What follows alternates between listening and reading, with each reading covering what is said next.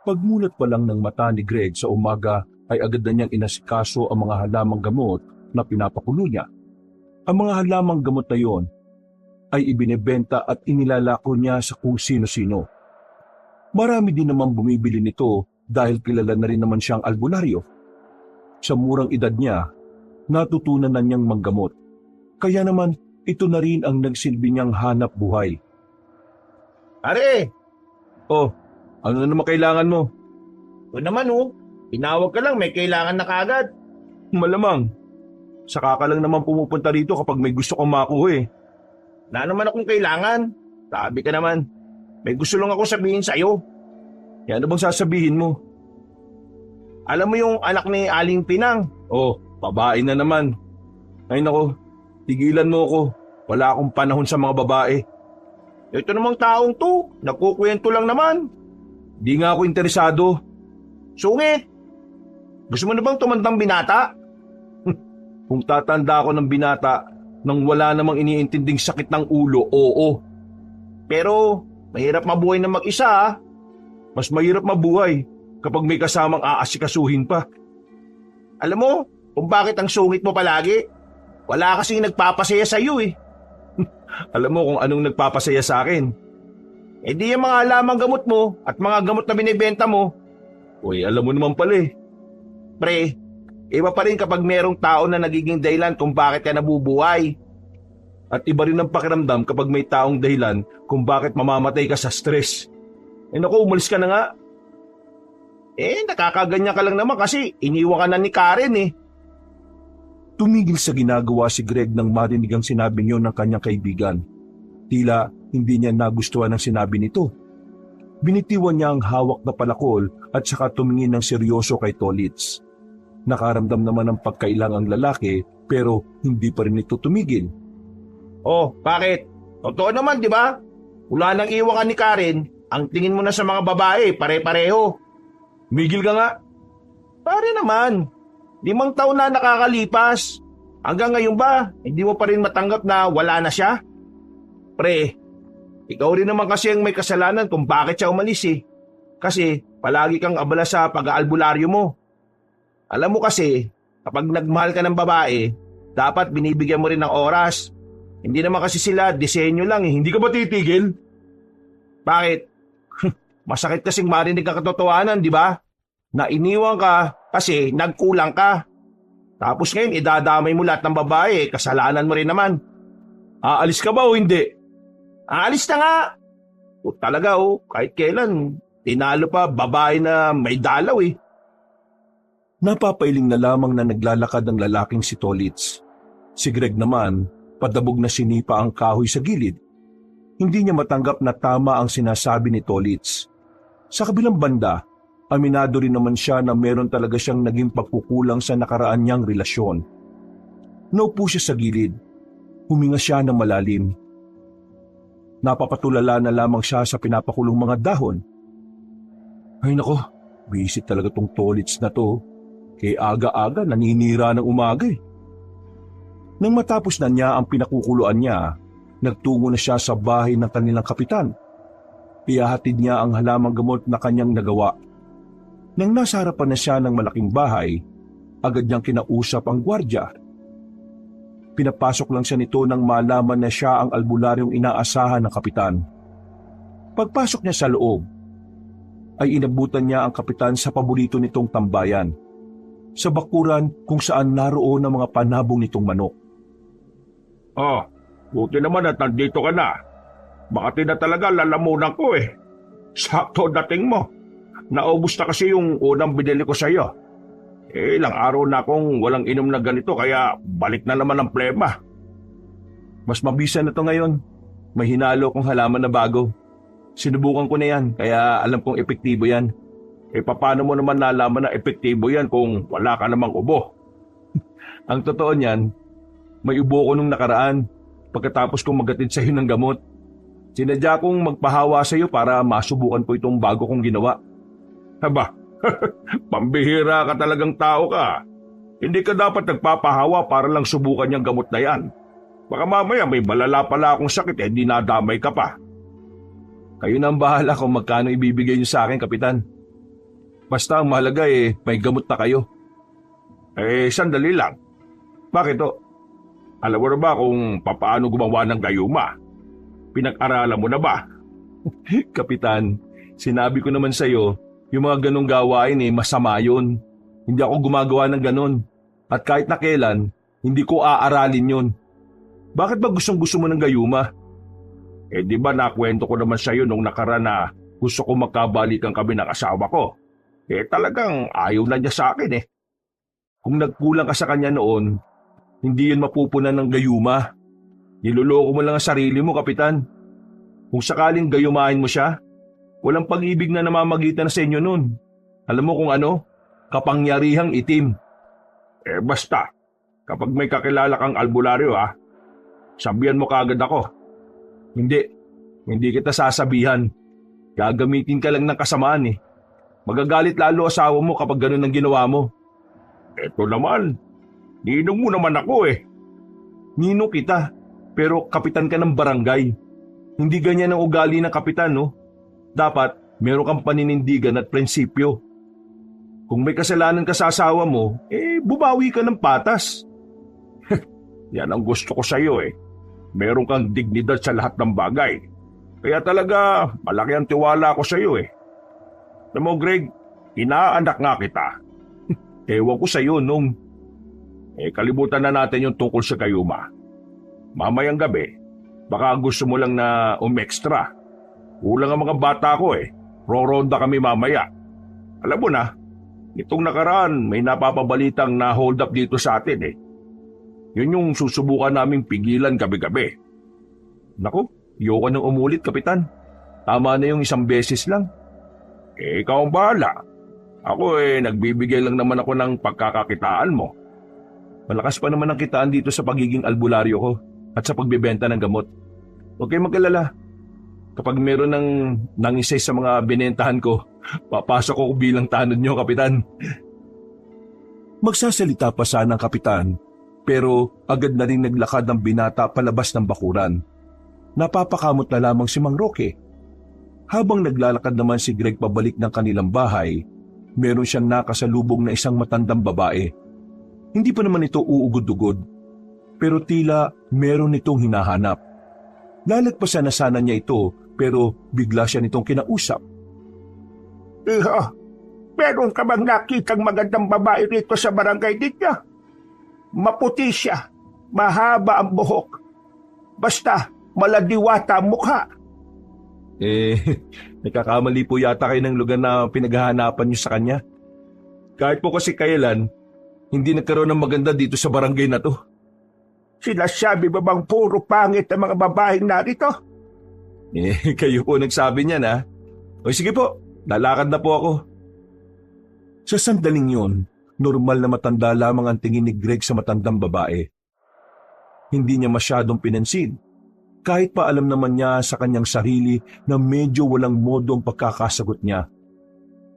Nang makauwi siya sa kanyang bahay, ay itinuon na lamang niya ang sarili sa kung ano-anong bagay. Kinabukasan, kakalabas pa lang niya sa kanyang bahay nang salubungin na naman siya ni Tolits. Agad na nagsalubong ang kilay niya dahil akala niya sisirain na naman ng kaibigan ng araw niya. Relax! Hindi naman ako nandito para magkwento ng tungkol sa mga babae. Nandito lang ako para ihatid sa iyo to. Pinabibigay ni Kapitan. Binigay ni Tolits ang daladalan nitong plastik. Paghawak ni Greg, naramdaman niyang mainit-init pa yun. Nagkaroon kasi ng salo-salo kaninang 6:00. Kami mga tanod. Ayun, naisip ni Kapitan na padalang ka. Mainit-init pa yan Sinapo ko sa bagong sinaing Ganun ba? Maraming salamat. Sakto, hindi pa ako nag-aalmusal. Pasensya na pala kahapon Alam ko, medyo pangit yung mga sinabi ko. Hindi ko na dapat sinabi yung mga yun Ayos lang. Totoo naman ang mga sinabi mo Mahirap talagang tanggapin kapag may basehan yung paratang. Baka naman sumama loob mo sa akin Hindi no. Bad trip lang ako sa'yo. Yung umaga naman kasi nambubisit ka Pwede naman sa hapon. O sige, mamayang hapon bibisiting kita. Magtigil ka. Sasako kita Nagtawanan na lamang ang dalawa. naging maganda ang umaga ni Greg nung oras na yon. Pagdating naman ng hapon, nagtungo siya sa likuran ng kanyang bahay kung saan tanaw na tanaw ang ilog. Ang bira talaga mga naliligo dito, pati brief iniiwan. Kinuha niya ang sanga sa gilid. Sinungkit niya ang brief at saka itinapon sa malayo. Magsasalok na sana siya ng tubig mula sa ilog nang bigla siyang makatinig ng boses ng babae na parang kinikiliti. Dahil sa kurisidad, pinuntahan ni Greg ang mga naririnig niya. Pagsilip niya sa likuran ng bato, nakita niya ang kilalang matandang lalaki sa kanilang lugar. Si Mang Danilo. Kilala ito sa pagiging babaero at pagiging manyakis. Nagtama ang tingin nila na matanda, habang ang babae naman ay tila hiyang-hiya. Pambira ng mga albularyo na to. Storbo eh.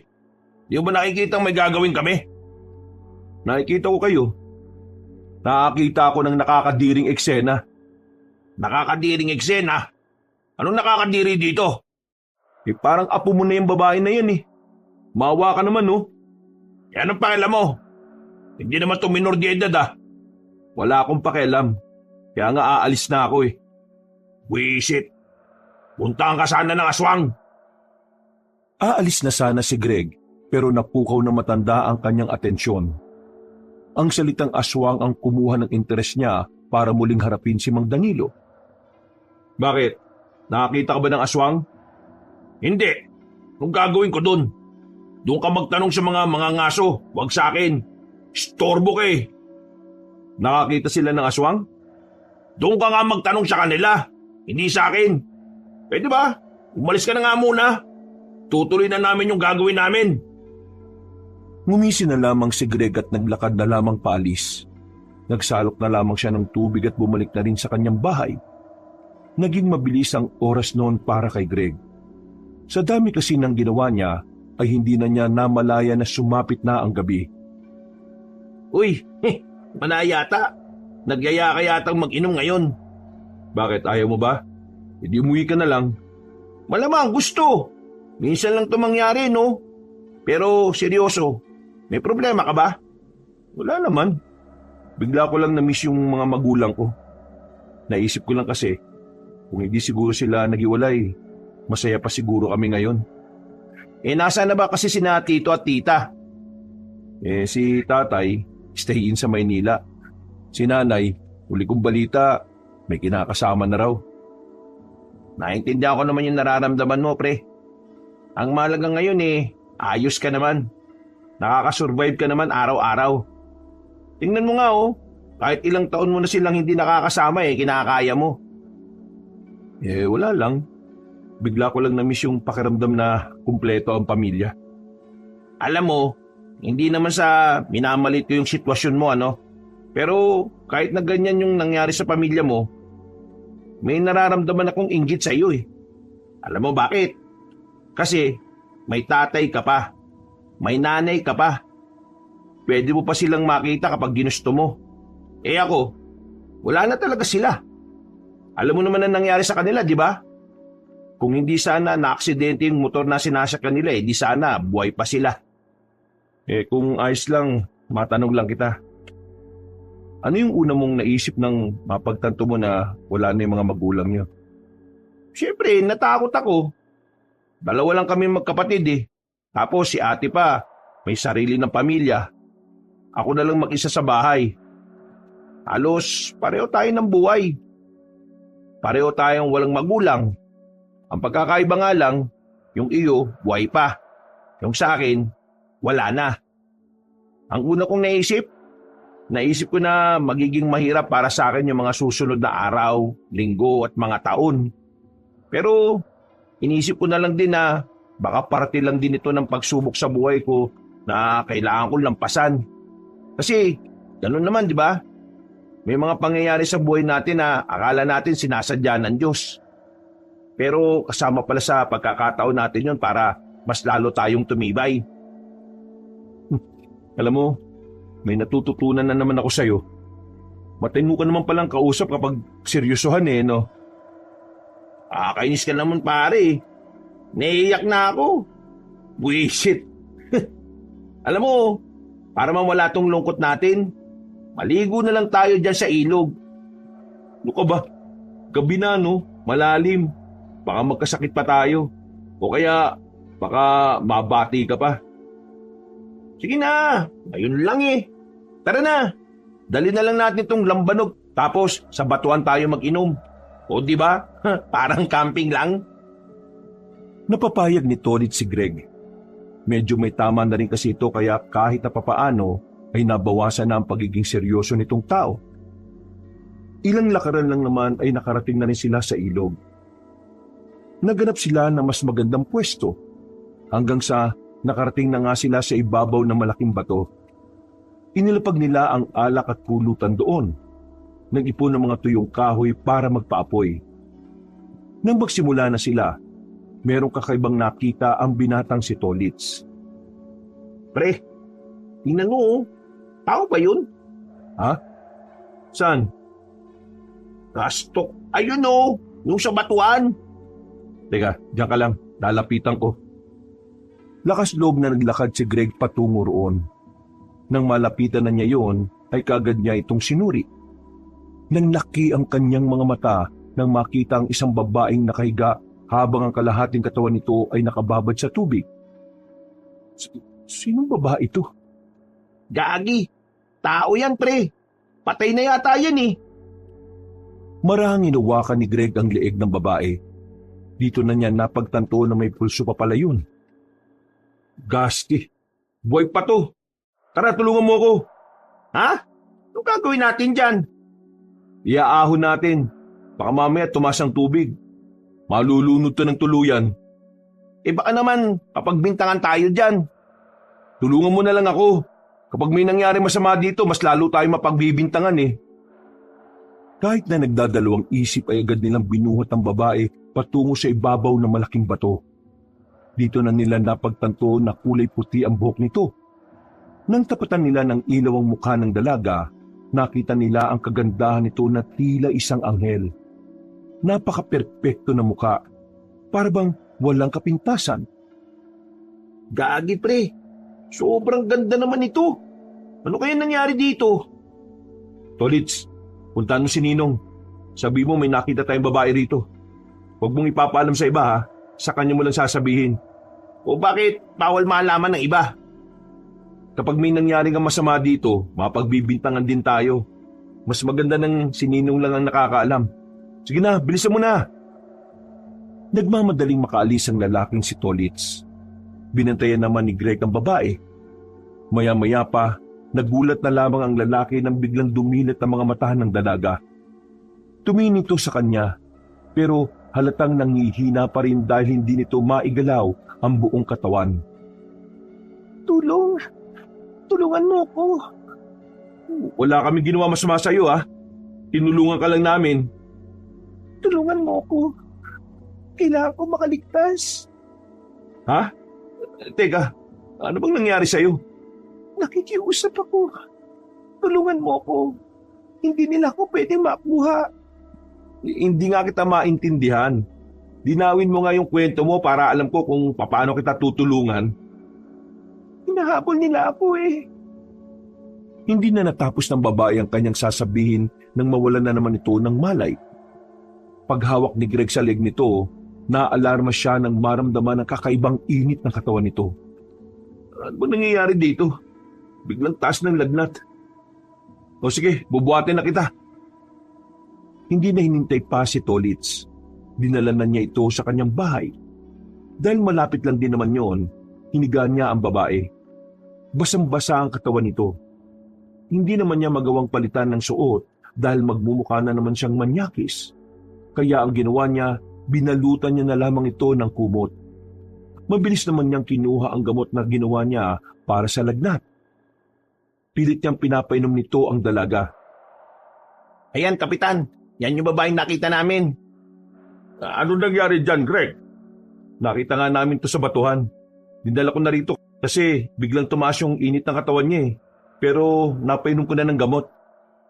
Kailangan nating sabihin to sa mga kakilala kong pulis. Huwag muna. Bakit wag? Nakausap ko siya kanina. Nasabi niya sa akin na merong humahabol sa kanya. Hindi natin alam kung sino mga yun. Kapag sinabi natin to sa mga pulis, marami ang makakaalam. Baka mas lalo lang malagay sa alanganin ng buhay niya.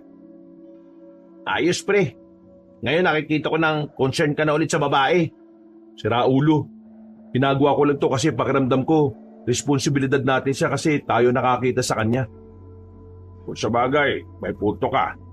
Sa ngayon, dito na muna yan. Mamaya pagbalik ko sa barangay uutusan ko yung mga tanod kong umikot sa ilog. At baka meron silang makitang mga masasamang loob. Huminga na lamang ng malalim ang lalaking si Greg. Hindi kasi ito makapaniwala na sa isang iglap, biglang magbabagong takbo ng gabi nila ni Tolits. Binantayan nila ang dalaga. Dahil sa kaba, nawala na rin ang mga tama nila.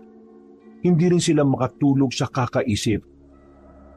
Umabot na ng umaga na magkaroon na rin ng malay ang babaeng si Raya. Ang papatulog na sanang diwa nila ay biglang nagising. Napatayo ang dalawang binata nang makitang bumangon na ang babae. Tila nagtataka pa ito sa paligid. Direkta itong napatingin kay Greg. Kayo ba ang tumulong sa akin?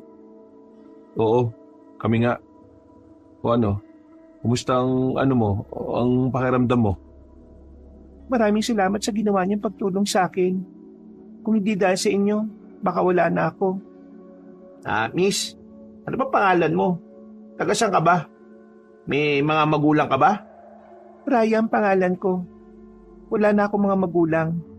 At kung saan ako nakatira, sa lugar kung saan hindi magagawang paniwalaan ng kagaya ninyo. Ha? May ganun ba? Kung may sumasakit pa sa'yo, sabihin mo sa akin, gagamutin kita. Isa akong albularyo, kaya may kalaman ako sa mga panggagamot. Wala na masakit sa akin. Ayos na ako. Pero meron pa kayong pagkain? Nakakaramdam na kasi ako ng gutom eh. Oh, pagkain daw. Sige, bumili ka sa labas. Bakit ako? Kapag may nangyari masama dyan, kaya mo bang gamutin kaagad? Hindi. Pero sige na, lumabas ka na. Napapakamot na lamang sa ulo ang lalaking si Tolits. Wala na itong nagawa kundi sundin na lamang ang utos ni Greg.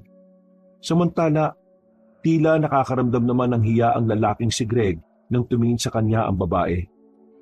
Nagtama ang kanilang paningin.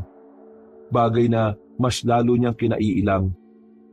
Hindi niya rin alam kung bakit parang tumitiklop siya sa babaeng yun. Samantalang iritang-irita siya sa kababaihan.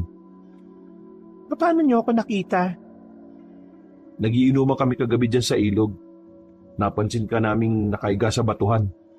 Yung kalating katawan mo, nasa tubig. Dinala ka namin dito. Kaya nga lang, hindi ka naman namin pwedeng palitan ng suot kahit na basang-basa ka. Kaya yan pa rin ang suot mo ngayon. Bakit hindi pwede? Hindi mo alam? Hindi. Kasi papalitan mo lang naman ako ng suot eh. Bigla na lamang nag-init ang mukha ng lalaking si Greg. Tila nagkaroon siya ng hiya sa sinabi niyo ng babae. Pakiramdam niya ay hindi niya dapat yung narinig. Tiningnan niya ang mukha ni Raya. Seryoso lang ang mukha nito. Wala sa mukha ng dalaga ang pangaakit o pagbibiro. Inosente lamang ang ekspresyon ng mukha nito. Hindi ko alam kung anong klaseng tao ka. Pero para lang sa kaalaman mo hindi pwedeng palitan ng isang lalaki ang damit ng isang babae. Maliban na lang kung ang lalaki at ang babae mag-asawa. Kung ganon, dapat pala maging mag-asawa tayo para papalitan mo na ako ng kasuotan ko. Ha? Hindi ganun. Malakas ka na at kaya mo nang kumilos. Hahanapan kita ng bagong damit para malaban yung suot mo. Ganon. Sa ganung paraan ka makakapagpalit ng suot. Pero ang sabi mo, Wala ka ba talagang alam sa buhay? alam sa buhay. Wala. Ang sabi ko, manatili ka sa papag na yan. At pagbalik ni Tolits kakain ka na. Tolits? Yun ang pangalan ng kaibigan mo? Eh ikaw, ano naman ang pangalan mo? Greg, yun ang pangalan ko. Raya nga pala ulit ang pangalan ko. Ikinagagala kitang makilala. Tumango na lamang ang lalaki. Iniwas na lamang niya ang kanyang tingin. Nung mga sandaling yun, hindi niya inakala na magiging parte ng buhay nila ang dalaga. Akala niya kasi pagtapos maging maayos ang pakiramdam ni Raya ay alis na ito. Pero sa halip na magpaalam, nanatili pa ito roon. Wala nang nagawa pa si Greg. Nagmamakaawa sa kanya ang babae. Wala na raw kasi itong mapupuntahan. Wala rin tong gaanong maalala. Kaya ang payo sa kanila ni Kapitan Roque, kupkupin nila hanggat hindi bumabalik ang alaala. Magiging delikado raw kasi ang buhay nito sa labas kung wala itong kasama. 2 linggo pa lang nandito yung babaeng yan. Tingnan mo, sanay na siya sa bahay mo.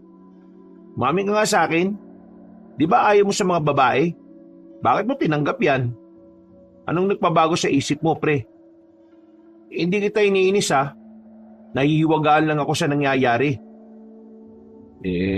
Nahihiwagaan din ako eh. Paano nahihiwagaan? Hindi ko nga alam.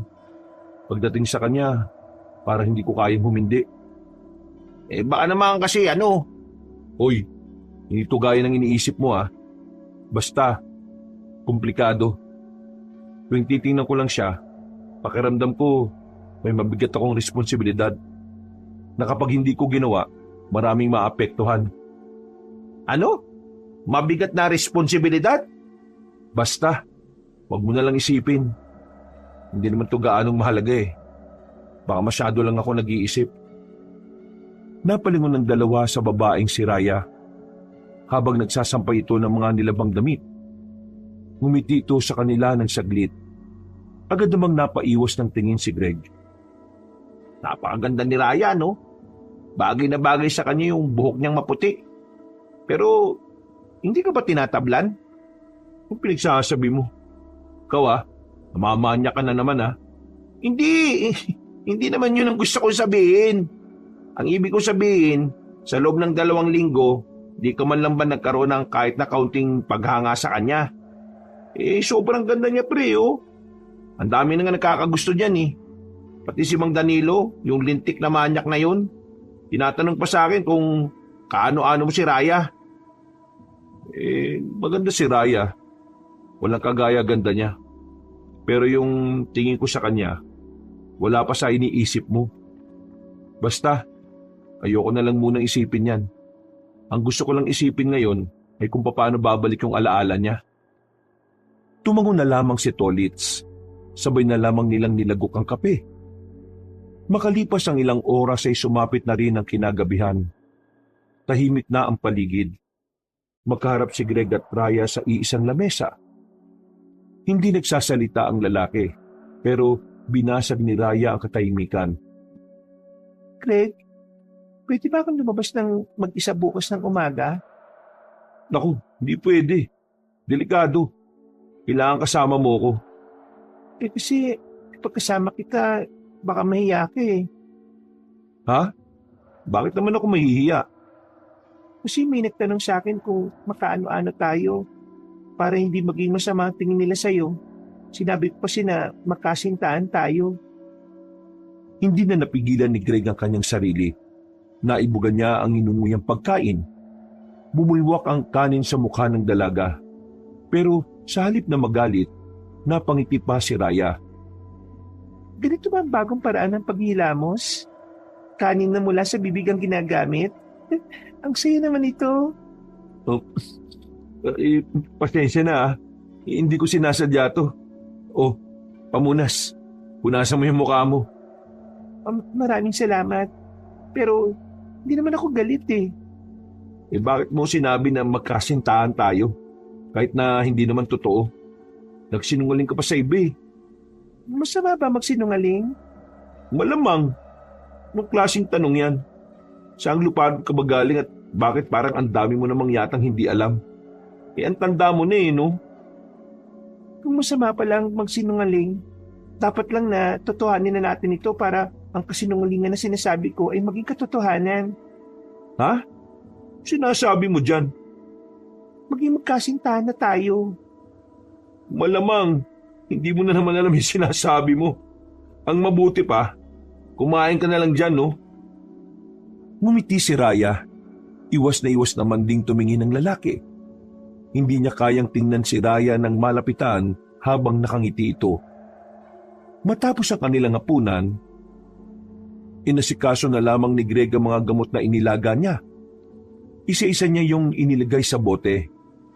Naalala na naman niya ang sinabi ni Raya sa kanya. Hindi niya maiwasang hindi mapangiti. Pero agad din naman niyang binawi ang ngiti niya. Para sa kanya, hindi tama na humanga siya sa babaeng kagaya ni Raya. Nawala man lang pagkakakinanlan na maayos at mas lalong hindi tamang umimbig siya rito. Kinaumagahan, Greg! Greg! Gising! Gising na! "Ha? Ano ba yun? Bumalik ka nga sa kwarto mo. Natutulog pa ako eh." Gising na! Bago na dali! "Ano ba kasi yun?" Pahinging pera. "Ha? Ang gagawin mo sa pera?" "Yan kaagad eh. Natuto ko na rin humingi ng pera ah." Bilisan mo! Papalayo na yung nagtitinda ng tabo. Agad na dumukot si Greg ng pera at ibinigay sa babae. Mabilis namang tumakbo si Raya papunta sa labas. Napapakamot na lamang din si Greg sa ulo dahil para siyang may kasamang bata sa bahay niya.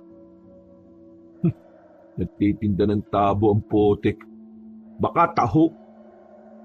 Dahil gising na rin naman ang kanyang diwa, bumangon na lang din siya at lumabas. Lalabas na sana siya ng kanilang bakuran para sundan si Raya. Pero nakita niya ang mga tanod ni Mang Roque na tila nagmamadali. Kasama nga sa mga tanod si Tolits kaya hinila niya yon nang makita niya roon. "Anong nangyayari? Kaaga-aga." May nakapagsumbong sa amin. May nakitang aswang sa gubat ngayon lang. "Ha? Aswang? Seryoso ba?" Ikukumpirma pa namin. Ang sabi ng mga nangangaso kanina, may nakita silang 2 aswang. May hila-hilang maliit na kalabaw. Ngayon, hahanapin namin yung kalabaw kung anong nangyari. Pag yung kalabaw patay na, alam na, may aswang dito sa atin. Pero nakakapagtaka, paano magkakaroon ng aswang dito? Wala naman yan dito sa atin noon. Hindi kaya meron silang matinding pakay dito sa lugar natin? Walang salitang lumabas mula kay Greg. Aminadong kabado rin siya sa mga narinig. Dahil kasi albularyo siya, batid niyang ang mga kagaya niya ay mainit sa mata ng mga nilalang na kagaya ng aswang. Hindi rin naman kasi lingid sa kanyang kaalaman na mga aswang ay nananatili pa rin sa mga kagubatan kahit sa kasalukuyang panahon. Wala ka man lang bang sasabihin? Kung wala, aalis na ako. May gagawin pa kami sa barangay. O sige. Nagmamadaling maglakad ang lalaking si Tolits habang siya ay nananatili pa rin nakatayo sa harapan ng kanilang bahay. Maya-maya pa, dumating na rin si Raya. Dala-dala na nito ang 2 piraso ng bagong plastik na may taho. Masayang ibinigay ng dalaga ang isa sa kanya. Dahil dito, nakaramdam na naman siya ng kakaibang saya. Saya na ayaw niyang ipahalata. Masarap yan, di ba? Masarap ang tabo. Taho ang tawag dyan, hindi tabo. Taho pala. Napapailing na lamang si Greg. Papasok na sana siya sa loob ng bakuran nang biglang napadaan ang manyakis na si Mang Danilo. Bigla itong lumapit sa kanila, partikular sa babaeng si Raya. Tiningnan na matandang lalaki mula ulo hanggang paa ang dalaga. Bagay na ikinagalit naman ni Greg. "Hoy, ginagawa mo?" Ginagawa ko? Wala. Nitingnan ko lang yung kagandahan ng babaeng ito. "Bastos ka!" Anong bastos? Masama bang tingnan siya dahil maganda siya? Yung tingin mo, para kang nangmamanyak eh. O yan ka na naman eh. Kung makaakusa ka sa akin, parang kilalang-kilala mo ako ah. Bakit? Sino bang hindi nakakakilala sa'yo? Ikaw lang naman ang pinakababaero at manyaki sa barangay na ito. Wala kang ebidensya, no? Yang mukha mo, ebidensya. Malis ka na nga. Bakit mo ako papaalisin? Wala kang karapatan tumingin kay Raya, no? Ay, bakit? Pag-aari mo ba siya? Kaano-ano ka ba niya? Sandaling tiningnan ni Greg ang babaeng nakangiti. Ayaw man niyang sabihin, pero isa lang ang alam niyang paraan para lumayas na ang matandang lalaki. Huminga na siya ng malalim at saka binalikan ng tingin ng matanda. Girlfriend ko siya. Kaya iwasan mo na siya, ha? Kung ayaw mo magkaroon tayo ng problema. Girlfriend? Ikaw? Siya? Binatulang ka nito? Ha, pambira naman. Paano nangyari yon? Kung ikaw nga pinapatulan ng mga babaeng magaganda at mas bata ako pa kaya na binata at mas may itsura kaysa sayo. Ano sinabi mo? Nagsasabi ako ng totoo, no? Sandali lang. Magkaibigan ba kayong dalawa? Bakit ang tagal nyo nag-uusap? At bakit parang mukha naman kayong masaya? Masaya, ah? Mukha ba ako masaya? Nilalait ako ng boyfriend mong pangit. Boyfriend? Umalis ka na, Mang Danilo. Ayaw kong makapanakit ng tao. Ang sabihin mo, ginamitan mo ng gayuma yung babaeng yan. Hindi ka alis? Nang kumuha ng walis ningting ang lalaking si Greg, ay nagmamadali na yung umalis. Si Raya naman sa gilid, nakatingin lang sa kanya. Para itong bata na walang kalam-alam sa pinag-uusapan na matanda. Anong ibig niyang sabihin boyfriend at girlfriend? Sige na, pumasok ka na sa loob. Nauna nang naglakad si Greg papasok sa loob. Mga bandang tanghali, isinama na lamang niya si Raya sa pag-alis dahil hindi maaaring maiwan ito ng mag-isa sa bahay. Habang naglalakad, nakatingin sa kanila ang mga kalalakihan na nadadaanan nila. Iritang-irita na siya sa mga nakatingin, pero wala siyang magagawa.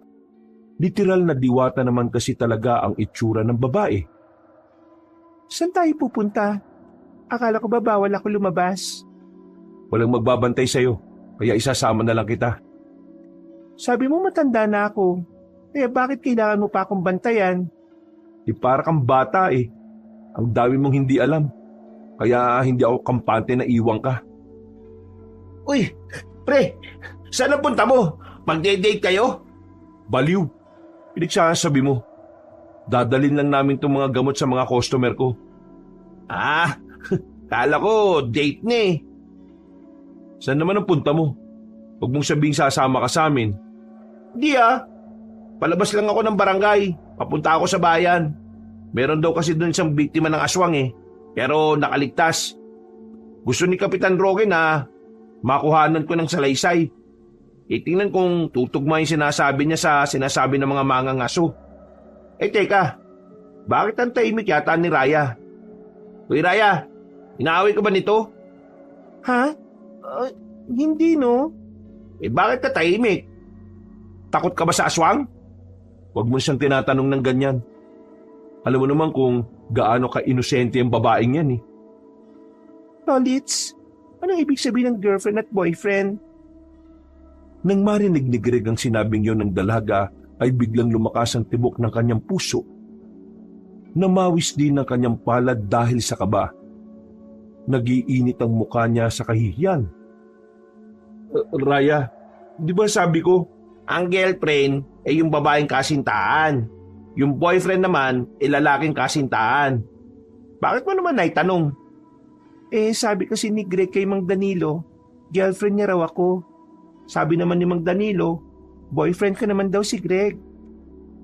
Biglang siniko ni Tolit si Greg.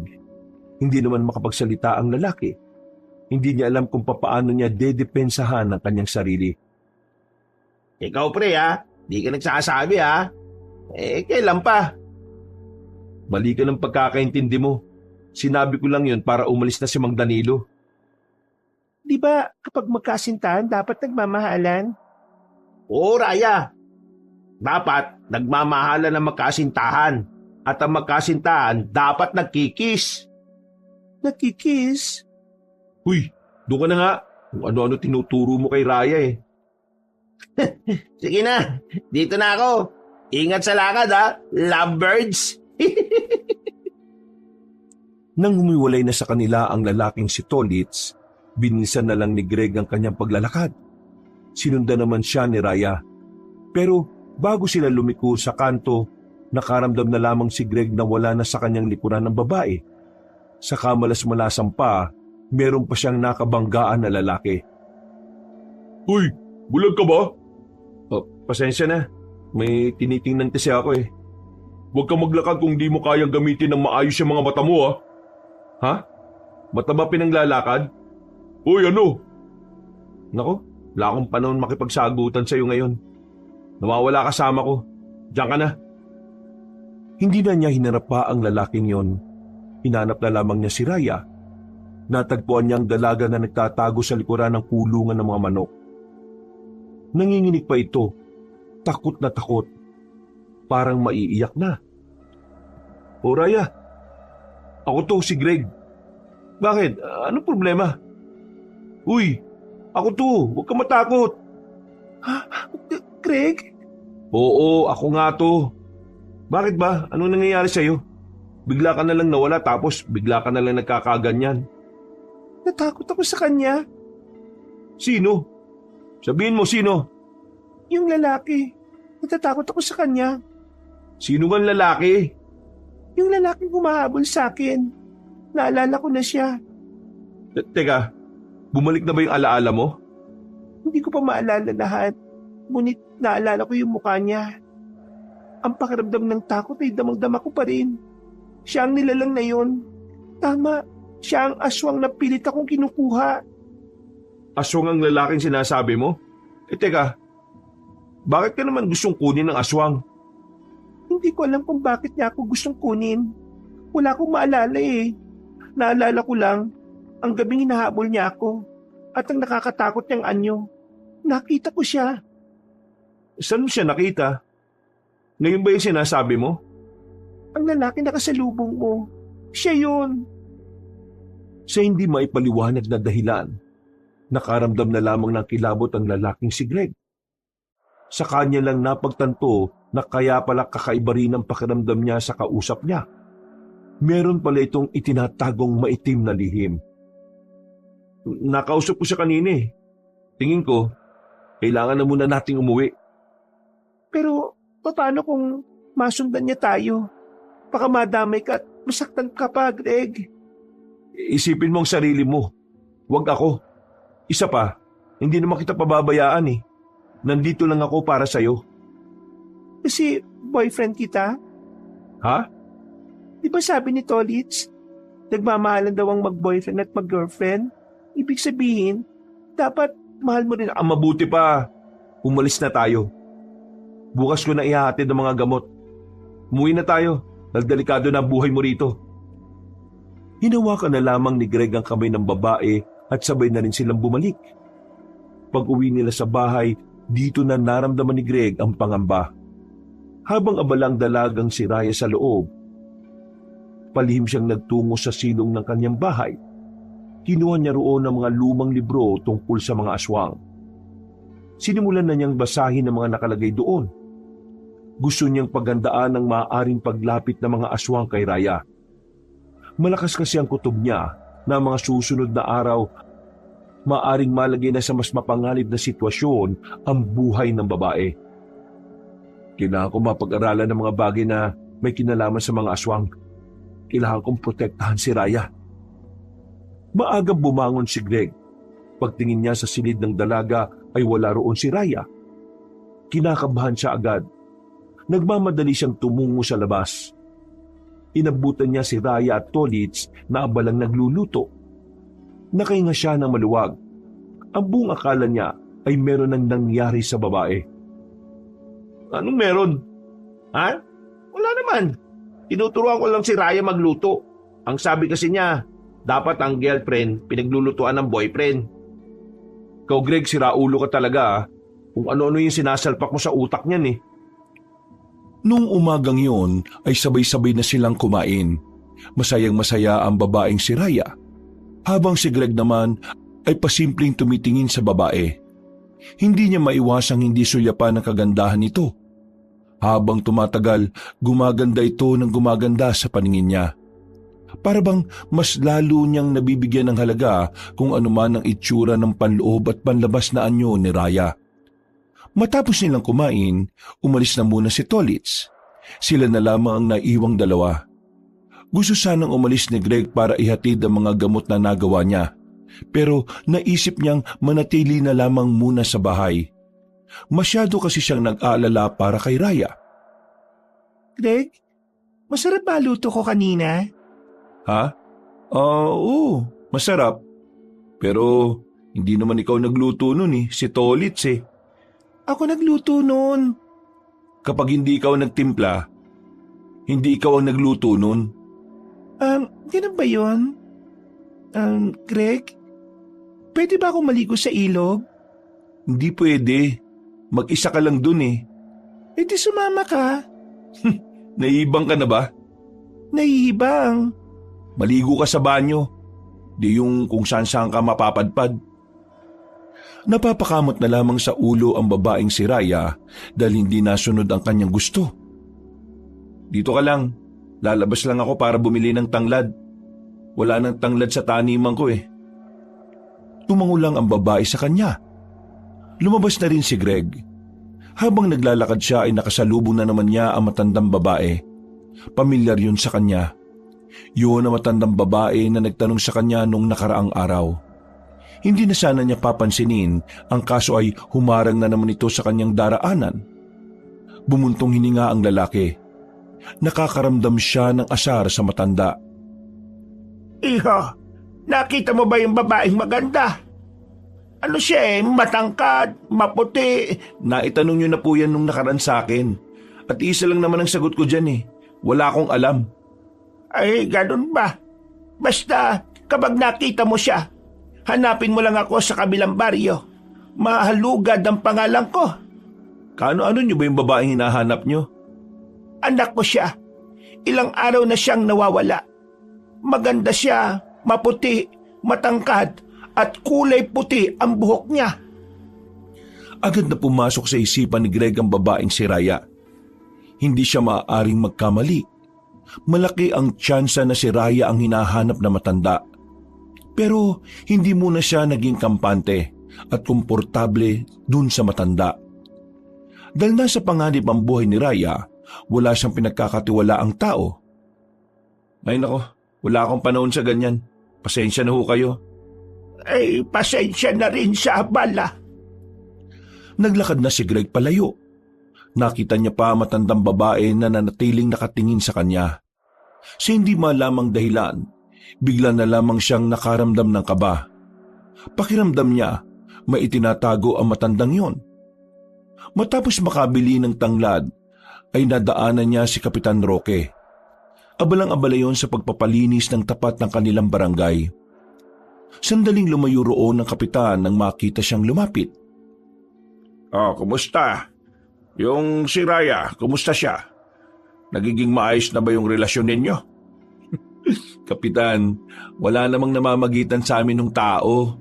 Ayaw ko rin namang samantalahin yung pagkawala ng memorya niya. Kaya lang naman siya sa bahay kasi gusto kong tulungan siya na maalala yung mga bagay na tungkol sa kanya. Ay nako, kala ko naman may maganda nang nangyayari. May baho tayo, Kapitan. Anong balita dun sa mga aswang? Kumpirmado, yung biktima na survivor sa bayan, tugma ang kwento niya sa mga sinabi ng mga ngaso. Yung aswang, hindi naman taga rito. At mukhang wala naman daw talagang balak manggulo sa lugar natin. Napatigil lang sa gubat na malapit sa atin kasi biglang nagutom. Kinain yung kalabaw. Wala na patay na yung kalabaw nang nakita namin. Sabihan niyo yung mga bata niyo na magdala palagi ng bawang. Mabisang pangontra yun sa mga aswang. Ay, oo nga pala. Albularyo ka nga pala. Marami kang alam sa mga ganito. Ano pang alam mo na pwedeng gamitin sa mga salot na yon? Hindi porke albularyo ko marami na akong alam. Basta, umiwas na lang kayo. Greg, mag-iingat kayo palagi ha. Habang tumatagal nagiging seryoso na ang sitwasyon. Kayo rin mag-iingat kayo palagi. Ngumiti na lamang sa kanya si Mang Roque. Bumalik na lang din siya sa kanilang bahay. Pagdating niya, bagong ligo na ang babaeng si Raya. Nakasuot naman ito ng manipis na damit. Hindi siya makatingin ng maayos dahil wala na naman yung bra. Yung binili niyang bra para dito ay nasa labahan na ng halos 5 araw. Mabilis na lumipas ang mga oras. Dumating na rin ang kinagabihan. Nakahiga na si Greg. Sa sala siya natutulog habang si Raya naman ay sa mismong kwarto niya. Bandang alauna na noon nang dalawin na siya ng antok. Natutulog na sana siya nang bigla siyang makarinig ng kalabog na nanggagaling sa kinaroroonan ng babae. Nataranta siya sa ideyang baka merong aswang na nakalapit kay Raya. Kaya naman wala na siyang sinayang pa na sandali. Mabilis siyang tumungo roon. Pero pagbukas niya ng pinto, liwanag ang tumambad sa kanya. Nasilaw siya kung kaya't hindi niya napansin kung ano ang naroon. Pero makalipas lang ang ilang segundo, nakita niyang lumabas ang liwanag sa bintana. Sinundan niya yon dahil nakita niyang patungo yun sa ilog. Ilang sandali pa, unti-unting nawala ang liwanag. Nakita niya na lamang si Raya na nakatayo na sa ibabaw ng malaking bato. Sa mismong bato kung saan sila nag-inom ni Tolits. Raya? Ako nga, Greg. Paano nagkaganyan ka? Teka, sabihin mo nga sa akin, sino ka ba talaga? Bumalik na ba ang mga alaala mo? Tama. Nagbalik na lahat ng alaala ko. At alam ko na kung sino ako. At alam ko na rin kung bakit ako tumakas nung gabing yon. Sabihin mo nga sa akin kung anong eksaktong ikaw. Ang dami pang sinasabi. Greg, isa akong diwata. Diwata?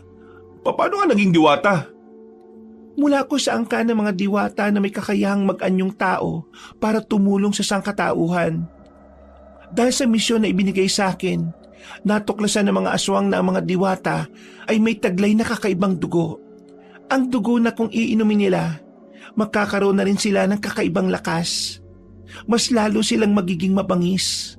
Kaya naman, kinailangan ko silang takasan. Yung lalaking yon, ang lalaking aswang na humahabol sa akin. Siya si Jose. Isa ka palang diwata? Tapos ano? Hinahabol ka ng mga aswang? Teka, nakakawindang naman itong mga nangyayari.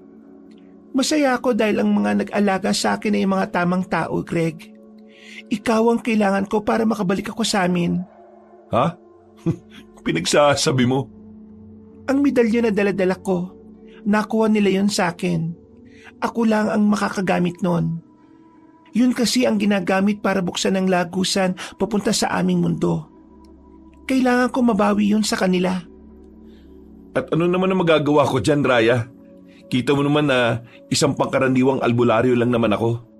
Nagtitinda lang ako ng mga gamot at paminsan-minsan naman naghihilot rin. Ako ang bahala sa iyo, Greg. May kakayahan ako makapagbigay ng munting kapangyarihan na maaari mong magamit laban sa kasamaan. Hindi. Ayoko. Ilalagay ko lang ang sarili ko sa alanganin eh. At saka, tama na yung abala na ginawa mo sa akin. Tinulungan na kita makaalala. Ngayon, nakakaalala ka na. Huwag mo na akong guluhin. Pakiusap lang. Pinapaalis mo na ba ako? Parang ganun na nga. Di ba, ganun naman ang usapan nating dalawa. Sa oras na magbalik na ang alaala mo, aalis ka na rito at babalik ka na sa inyo. Pero hindi ako makakabalik sa amin hanggat wala yung medalyon. At makukuha ko lang ang medalyon na yon kung tutulungan mo ko. Ay nako, alam mo mabuti pa, kausapin mo si Tolits at siya ang kulitin mong kumuha ng medalyon na yon. Hindi siya ang karapat-dapat. Ikaw lang na may kaalaman sa mga aswang ang maaaring gumawa ng misyon. Wow may misyon na kaagad Ayoko no? Sige na, nakikiusap ako sa iyo, Greg. Kailangan ko nang umalis dito sa mundo ninyo. Dahil kapag nagtagumpay ang mga aswang, bukod sa mawawala na ako, magdudulot pa ito ng kaguluhan sa mga tao. Ay nako, sawang-sawa na akong tumulong sa mga taong alam kong mawawala rin naman sa akin balang araw. Kaya pwede ba? Iba na lang? Wag ako? Hindi kita mamadaliin. Hahayaan kitang makapag-isip-isip. Pero sana, wag mo muna akong paalisin sa bahay mo. Wala akong mapupuntahan. Kapag nakahanap ako ng ibang tutulong sa akin, o kaya kapag tinulungan mo na ako, saka na ako aalis. 1 linggo. Kapag wala pa rin nangyari, umalis ka na. Bakit parang galit ka sa akin? May nagawa ba ako masama? Pumasok-pasok ka sa buhay ko tapos gusto mo na rin umalis? Anong tingin mo sa akin? Waiting shed? Titigilan mo lang tapos aalis ka agad kapag nabagot? Ano? Hindi ko maintindihan yung gusto mong ipaiwatig. Ewan ko sa'yo. Bumalik ka na sa bahay. Naantok na ako. Sandali lang. Ano na naman? Naglakad ng dalaga palapit sa kanya. Hinawakan nito ang kanyang dalawang kamay at tumingin sa kanya ng seryoso. Mga ilang sandali lamang, naramdaman na lang ni Greg ang kakaibang lakas na nananalaytay sa kanyang katawan. Anong nangyayari sa akin? Bakit parang may nararamdaman akong hindi ko mapaliwanag?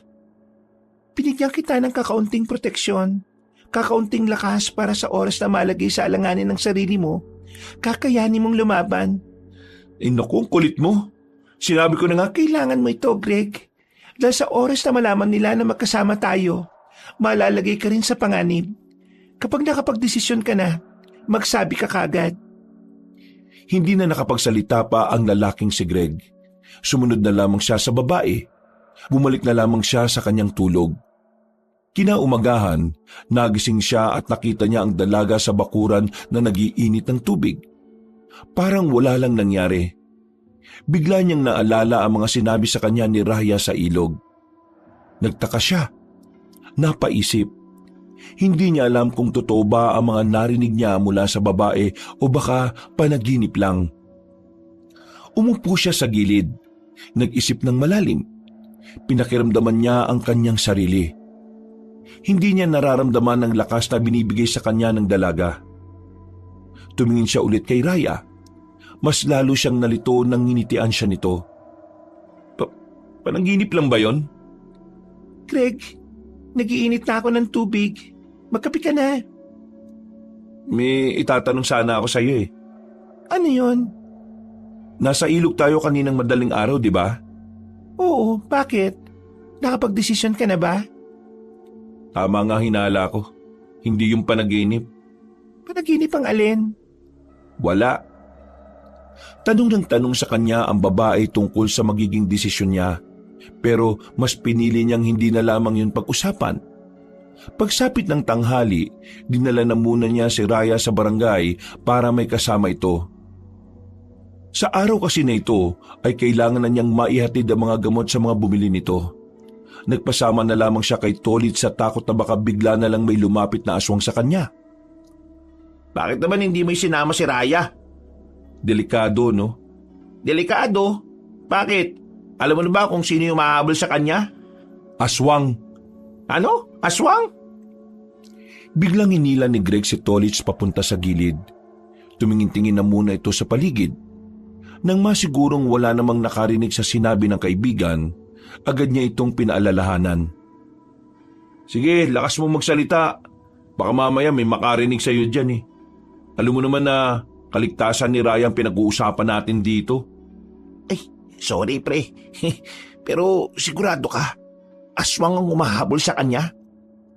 Mahabang kwento to. Sa bahay ko na lang ipapaliwanag. Pero oo, aswang yung mahabol sa kanya. Kaya hindi ko siya pwedeng ilabas ng ilabas.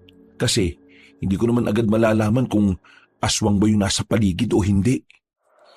Kung aswang nga yung kailangan niyang iwasan, mukhang mahihirapan siya pre. Ang huling balita ko sa mga kasama namin kalat na kalat yung aswang sa ibang baryo. Pero wala silang sinasaktan na tao. Wala silang sinasaktan na tao dahil si Raya ang hanap nila. Mananakit sila ng tao kapag nakuha na nila si Raya. Ano ba namang kasing meron kay Raya? Mamaya na nga natin pag-usapan. Samahan mo muna akong dalhin to sa mga customer ko. Kamot ulo na lamang si Tolits. Ipinagpatuloy na lamang nila ang kanilang paglalakad. Maya-maya lang din ay naipamahagi na rin nila ang mga gamot. Inabot sila ng 3:00 ng hapon. Makulimlim ang panahon. Parang nagbabadya ang ulan. Malakas-lakas din ang hangin. Nagmamadaling makarating ng barangay si Greg, pero pagdating niya roon, wala na ang dalaga. Asan si Raya? Ang sabi niya kanina, itatapon niya lang yung mga balat ng saging Akala ko umuwi na sa inyo. Kararating ko lang din kasi. Tingnan mo na lang sa inyo pre, baka nandoon. Tumango si Greg. Umuwi siya kagad sa kanilang bahay, Pero pagdating niya roon ay wala naman siyang inabutan. Kinabahan na siya. Iba ang pakiramdam niya ng mga sandaling yon. Wisit naman talagang buhay to. Kararating ko lang eh. Hindi mapakali si Greg, kaya hinanap niya ng hinanap ang dalaga sa kanilang barangay. Nagtanong-tanong na rin siya sa mga minsang nakausap ng dalaga, pero ni isa sa mga yon ay wala silang kaalam-alam. Hiningi na nga rin ni Greg ang tulong ng kapitan, pero inabutan na lang sila ng malakas na ulan ay wala pa rin silang nahahanap na babae. Pre, kanina pa tayo naghahanap pero wala pa rin ah. Hindi ako pwedeng sumuko sa paghahanap sa kanya. Kapag aswang ang nakakuha sa kanya, mas malaking gulo ang mangyayari. Bakit ba kasi ayaw mo pang sabihin sa akin para maintindihan ko? Pre, diwata si Raya. Napatamimi sa tolit sandali habang nakasilong sila sa gilid. Hindi ito makapaniwala nung una at inakala nitong nagbibiro lamang si Greg. Pero nanatiling seryoso ang binata. Isang diwata si Raya. Etong nakarang gabi, nagbalik na yung alaala niya. Kilala na rin niya kung sino yung aswang na humahabol sa kanya. Gagawin siyang kasangkapan ng mga aswang para maging immortal at malalakas sila. Nako, komplikado naman pala yung sitwasyon na to. Saan magaling niya si Raya? Kung diwata siya, edi bumalik na lang siya sa kanila para ligtas siya. Ang problema, hindi naman siya taga rito sa mundo natin. Taga ibang dimensyon siya. Sa mundo mismo ng mga diwata. Kailangan niya mabawi sa mga aswang yung medalyon na nakakapagbukas ng lagusan pabalik sa kanilang mundo. Bumuntong hininga na lamang si Tolitz. Parang nanakit din ang ulo nito sa kakaintindi. Tara, hanapin na natin. Pasukin na natin yung gubat, pre. Wala na tayong talagang choice. Gubat na lang talaga yung huling lugar na pwede nating pagganapan sa kanya. Kahit na nababasa na sila ng ulan ay wala silang pakialam. Pinasok nila kagad ang masukal na kagubatan. Hindi na nila inintindi ang posibilidad na baka tamaan sila ng kidlat. Raya! Nasaan ka na? Miss ka na ng boyfriend mo! Uy, umuwi ka na kaya? Biro lang naman eh. Di ako nakikipagbiruan ha. Seryosohin mo to. O na. Sige na, dun sa bandang yun. Tingnan natin yung daan dun. Magdaan-daan ka lang sa paglalakad. Madilim at madulas. Nang kalahating oras na nilang hinahanap ang babaeng si Raya, nakakita na sila ng mga bakas. Nakita nila ang tsinelas na ginamit ni Raya. Naiwan ng kabilang pares. Dahil dito, mas lalong kinabahan na ang lalaking si Greg. Pero hindi ito nawala ng pag-asa. Kahit na alam niyang delikado at wala naman siyang karanasan sa pakikipaglaban sa mga aswang, nilakasan na lamang niya ang kanyang loob. Halos wala na silang makita sa kagubatan ng mga sandaling yon. Malakas ang ulan at malakas rin ang hangin. Kaya naman minabuti na lamang muna nilang gumilid. Nagtago sila sa malaking puno ng akasya. Ginaw na ginawang dalawa. Pero mas nangibabaw para sa kanila ang kagustuang mahanap ang babae. Nang humina na ng bahagya ang ulan, sinubukan na rin nilang ipagpatuloy ang kanilang paglalakad. Hanggang sa natanaw na nga nilang isang kuweba na may liwanag sa loob. Dito na naghinala ang dalawa. Pakiramdam nila naroon ang babae. Kaya naman dali-dali na silang tumungo roon. Inihanda na rin nila ang dalang itak. Papasukin natin. Umanda ka. Maigpit ang hawak ni Greg sa itak. Pagpasok nila sa loob, tila hindi na nila naramdaman ang lamig. Kumakabog na kasi ang kanilang dibdib. Maliwanag sa kuweba. Kada pader kasi ay may nakadikit na sulo. Halatang halata na merong naninirahan doon. Maya-maya pa, may narinig na rin silang boses ng babae. Umuungol. Tila ba gustong-gusto nito ang nangyayari. Nagtataka sila kaya binilisan nila ang paglalakad. Hanggang may marating na rin silang tila isang silid na walang pinto. May ilaw sa loob kaya agad silang lumapit doon. Pagsilip nila sa loob, nakita nila si Mang Danilo, nakaibabaw sa babaeng maganda. Ay anak ng toko naman oh! Nagmamadaling nagbihis ang dalawa. Hiyang-hiya naman ang babae na tumakbo palabas ng kuweba. Hoy! Hintayin mo ako! Ang bira namang Mandanilo. Pati ba naman dito?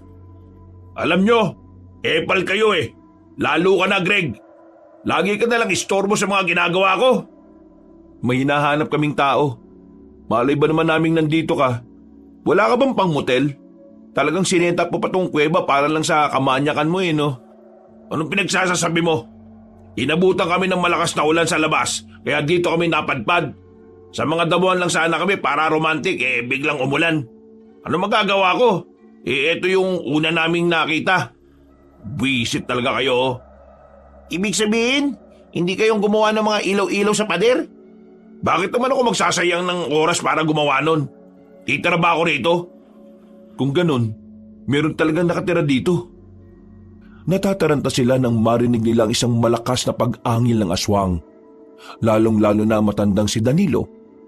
Naghanap agad sila ng mapagtataguan.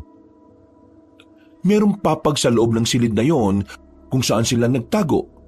Pinagkasya nila ang mga sarili nila roon, wag lamang silang makita ng mga aswang. Lalong nanlaki ang kanilang mga mata nang makita nilang binagsak sa mismong harapan nila ang bangkay ng isang babae. Ang babaeng kasama sana ni Mang Danilo sa ibabaw ng kama. Tumatagas ang dugo mula sa leeg at balikat nito. Nakadilat at nakatingin pa sa kanila. Sa hindi inaasahang pagkakataon, nakalika ng ingay si Mang Danilo dahil sa pagkabigla. Buti na lang, hindi sila narinig ng mga aswang dahil sumaglit lang yon. Pag-alis ng mga nilalang, sakalang lumabas ang tatlo. Nakatingin sila sa kaawa-awang babae. Gagi, kawawa naman to pre. Wala na tayong magagawa dyan. Patay na yan eh. Kailangan na lang natin makalabas sa kuwebang to. Balikan natin kapag wala na sila ulit. Si Jessie, patay na. Hindi to pwede. Huy, sumama ka na sa amin. Aalis kami rito. Paano na to? Wala na si Jessie. Si Jessie ko. Huy, makinig ka. Kapag hindi ka sumama sa amin, mamamatay ka rin. Wala ka nang magagawa sa buhay na namatay. Basta, ikaw may kasalanan yan. Sumama ka na lang sa amin kung mahal mo pa buhay mo. Hindi ako papayag. Papatay ko mga aswang na yan. Huy, wisit ka. Huwag kang sumigaw. Tinakpan ni Tolits ang bibig na matanda sa pagkabahala na baka marinig sila ng mga aswang. Nagwawala si Mang Danilo. Gustong-gustong gantihan ng mga aswang. Nang makita nilang kumalma na nga si Mang Danilo, tinanggal na rin ni Tolits ang kanyang kamay. Huminga ng malalim ang matandang lalaki. Pero huli na kahit na natauhan na rin ito dahil ang mga aswang ay papunta na sa kanilang kinalalagyan. Agad na lumabas ang tatlo sa silid na yon. Hila-hila ni Tolits si Mang Danilo. Hindi na nila alam kung saan patungo ang kanilang dinaraanan. Basta ang nasa isip lamang nila ay kailangan nilang makaalis ng buhay doon. Pagdating nila sa malawak na parte ng kuweba, isang lalaking aswang ang sumalubong sa kanila. Napatigil sila sa pagtakbo. Kailangan nilang kalabanin ng isang yon bago sila makapagpatuloy. Patayin na muna natin to. Bilisan lang natin kung hindi. Darating pa yung iba. Bilisan? Kakayanin man natin yan? Alalayan mo na lang yung matandang yan. Ako nang bahala. Sigurado ka ba? Baka naman mas mauna ka pang mamatay kaysa dito kay Mang Danilo Kung hindi natin haharapin yan, wala ring mangyayari. Sige na, gumilid kayo. Pumorma na si Greg. Itinutok na niya sa aswang ang kanyang patalim. Pero tila hindi man lang nakaramdam ng kahit kaunting takot ang nasa harapan niya. Ilang sandali pa, biglang gumapang ng mabilis ang aswang patungo sa kanya. Lumundag yon at saka tinangkang patamaan siya ng mahahaba nitong kuko. Nakailag siya, pero sa pangalawang atake ng aswang, hindi na niya ito naiwasan. Nasugatan siya ng mahaba sa kaliwang braso niya. Wisit na aswang to Muling umatake ang nilalang. Sa puntong ito, alam na ni Greg na mahihirapan na siyang ilagan yon. Nagdasal na lang siya na sana biglang magkaroon ng himala. Pagkalmot sa kanya ng aswang, nagulat siya dahil nagawa niya itong ilagan. Tila nagkaroon din ng sariling utak ang kanyang kamay. Bigla na lamang din niyang itinaga ang aswang. tinamaan naman yon sa bandang liig, dahilan para mapatigil niya ito sa pag-atake. Maya-maya pa, tinaga niya ulit yon, at sa pagkakataong ito, bumagsak na ang aswang. Nangisay-ngisay pa yon bago tuluyang nalagutan ng hininga. Pre, ikaw ba yan? Paano mo nagawa yun? Bakit sobrang bilis mo? Hindi gawain ng tao yun ah. Siguro, aswang ka rin ano? Sira ulo, niligtas na nga tayo pagdududaan mo pa. Tingin ko, ito na yung ibinigay sa akin ni Raya. Ngayon naman, oras na para umalis tayo rito at hanapin siya.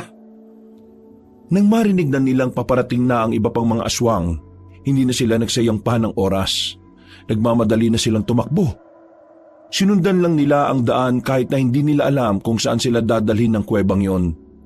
Habang tumatagal, padilim na ng padilim ang dinaraanan nila. Bagay na mas lalong nakadagdag ng kanilang kaba. Tama pa ba itong dinaraanan natin? Ang dilim na eh. Sumunod ka na lang. Salamat ka pa nga't isinama ka namin sa pagtakas eh. Reklamo ka pa ng reklamo. Mga ilang sandali lang ay natanaw na rin nila ang isang liwanag.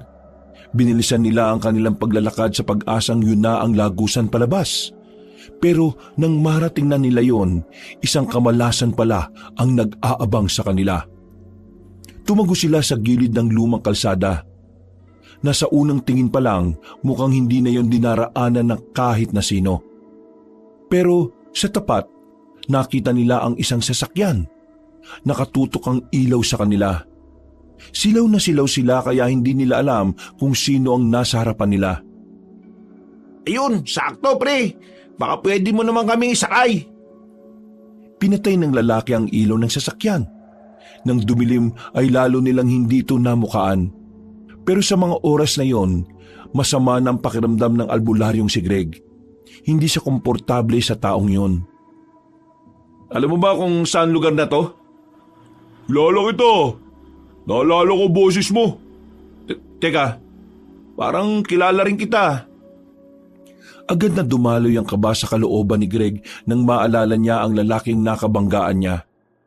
Ang lalaking tinutukoy ni Raya. Sa pagkakaalala niya, Jose ang pangalan nito. Kilala kita. Ikaw. Ikaw nga. Hindi ko alam kung anong ginagawa mo rito. Pero tingin ko, may hinahanap ka sa loob ng kuwebang yan oh. Alam kong alam mo na kung ano yon. Ngayon ko lang nalaman na ikaw pala nagtagot nag-alaga sa kanya. Amoy na amoy ko yung amoy niya sa pagkatao mo eh. Teka, sandali lang. Close ba kayong dalawa? Magkukwentuhan pa ba tayo rito? Nahiya pa kayo eh no? Dapat nagdala kayo ng alak at nagsimula na tayong mag-inuman. Kasi wala naman sa peligro buhay natin eh ano. Sa katunayan, safe na safe tayo rito eh. Kaya dapat lang na magtagal tayo rito. Hiyang-hiya naman ako sa inyo, no? Mang Danilo, manahimik ka na. Wala ka namang ambag eh. Nasaan si Raya? Bigyan mo ako ng magandang dahilan kung bakit kailangan ko sabihin sa'yo. Naiintindihan ko na. Ito pala love triangle. Kung hindi mo siya ibibigay, mapipilitan akong paslangin ka. At ano magagawa ng isang mababang uring albularyo na kagaya mo? Taas yata ng tingin mo sa sarili mo dahil aswang ka. Baka nakakalimutan mo, nilikha ang tao na mas mataas sa lahat. Di mo ako masisindak sa mga ganyang galawan. Kung gusto mo makuha si Raya, patayin mo muna ako. Tolits, gumilid muna kayong dalawa. Inihanda na ni Greg ang kanyang sarili. Agad namang umatake sa kanya ang lalaking si Jose. Kakaiba ang bilis ng aswang. Hindi na ito namalaya ni Greg. Kaya naman nahahablot siya nito sa balikat. Binalibag siya nito sa gilid ng puno. Tumama ang likod niya roon na naging dahilan para hindi kagad siya makabangon. Pangkaraniwang tao ka lang na natutong manggamot eh. Ang lakas naman ng loob mong hamunin ng isang aswang na kagaya ko. Huwag ka maging kampante. Wala kang nalalaman sa tunay kong pagkatao. Eh di aalamin ko ngayon bago kita ilibing sa lupa. Nilapitan siya ulit ng lalaki. Hinawakan naman siya sa buka at saka sapilitang inangat. Hindi pa ito nakontento. Sinuntok siya ng ilang ulit sa sikmura. Sa puntong yon, Nababahala na si Tolits at Mang Danilo. Kitang-kita nila kung papaanong madihado ang lalaking si Greg. Pero hindi nagpatinag ang lalaking si Greg. Kahit na hinang-hina na ang kanyang tuhod, ay ginawa niya pa rin ang makakaya niya para makabangon. Sa halip na panghinaan ng loob, mas lalo pa siyang ginanahan. At bumabangon ka pa talaga, ha? Gusto mo pa bang masaktan? Tingnan natin ang daldal mo! Ipinikit ni Greg ang kanyang mga mata. Sinubukan niyang palabasin ang kalakasan na binigay sa kanya ng babaeng si Raya. Pagdilat niya, nararamdaman na niya ang enerhiya na dumadaloy sa kanyang ugat. Ang kaninang gegewang-gewang ay nakakatayo na ulit ng tuwid. Nagtaka ang aswang na si Jose. Hindi ito makapaniwala na makaka-recover ang albularyo. Humarap itong muli na parang wala lang nangyari. Yan ang tropa ko! Teka, anong nangyayari? Akala ba kanina mamamatay na siya? Pinagdarasal mo yatang si Raulo eh. Wala kang galang sa matanda ah. Sa'yo lang, buwang ka kasi. Sa mga sandaling ito, nakaramdam ng inis ang aswang na si Jose. Kaya naman ipapakita na rin ito ang tunay nitong kalakasan. Mukhang inilabas mo na talaga kung ano ka ha? Pwes, tatapatan lang kita para naman hindi nakakaya. Bigyan mo ako ng magandang... Hindi na naituloy pa ni Jose ang sasabihin na mabilis na tumakbo si Greg. Nang makalapit ito, isang malakas na suntok ang pinakawalan nito. Nagawa namang makailag ni Jose, pero nakalapit ulit si Greg. Hindi na namalaya ni Jose na nasa gilid na pala si Greg. Tumama ang malakas na suntok sa mukha ni Jose. Dahilan para magkanda bungi-bungi ang ngipin nito. Anong klaseng nilala ka? Ano ka na ba namang sabayan ng kagaya kong aswang ha? Nagbago na mukha si Jose. Nagkaroon ito ng mahahabang pangil. Noong mga sandaling yon, mas lalong bumangis ang kalaban ni Greg. Kasing bilis na rin niya ito. Halos pantay na rin sila ng lakas. Papaslangin kita! Hindi ako magpapatalo sa isang mortal! Papaslangin kita! Hindi yan sinasabi no? Ginagawa yan! Nagsulubong ng suntok ang dalawa. Natamaan ni Jose si Greg sa braso, pero tinamaan naman ni Greg ang aswang sa panga. Hindi pa roon natatapos ang laban. Mas nagpalitan pa sila ng maraming suntok. Hindi nila namamalaya na lumalayo na pala sila. Nakarating na sila sa lumang tunay. Magaling ka! Masaya ako ngayon kasi matatapos ang mahabang panahon. Nagkaroon ako ng kalaban na kayang tumagal sa akin. Mukhang matagal ka na palang nakaranas ng mga ganitong laban ha. Nakakaya ka. Ako, ngayon pa lang. Pero pinahirapan ka na ng isang baguhan. Tumigil ka! Hindi ko pakikinggan ang mga sasabihin mo. Papatay na lang kita! Muling umatake si Jose, pero agad din namang nailagan yun ni Greg. Nang makakuha ng tamang pagkakataon ng binata, agad niyang pinadapo ang kamao niya sa tiyan ng kanyang kalaban. Namilipit sa sakit si Jose. Nakaramdam na ito ng sakit kaya sandali itong natigilan. O bakit? Anong problema mo? Ang saya-saya ko ngayon. Ang ganda ng laban. Salamat ha, kasi binigyan mo ako ng ganitong uri ng laban. Huwag kang matuwa. Ito na ang huling sandali mo. Tila naging bato-bato ang katawan ni Jose. Umumbok ang mga braso nito. Mas lumaki ang katawan kumpara nung una. Pero kahit na ganon, hindi man lang kinabahan si Greg. Nangingibabaw na kasi sa kanya ang lakas na ipinagkaloob sa kanya ni Raya. Hoy aswang! Kapag natalo kita sa laban na to, sasabihin mo na sa akin kung nasaan si Raya ha? Pero kapag ikaw ang natalo ko, kakainin ko ang dalawang kasama mo at magiging asawa ko pa ang diwata na yon. Tapusin na natin ang laban na to, Jose. Masyado nang mahaba ang oras natin eh. Kung yan ang gusto mo, tara! Muling gumapang na mabilis ang lalaking si Jose. Tumalon nito ng mataas. Pagbagsak nito, nagawang makaiwas ni Greg.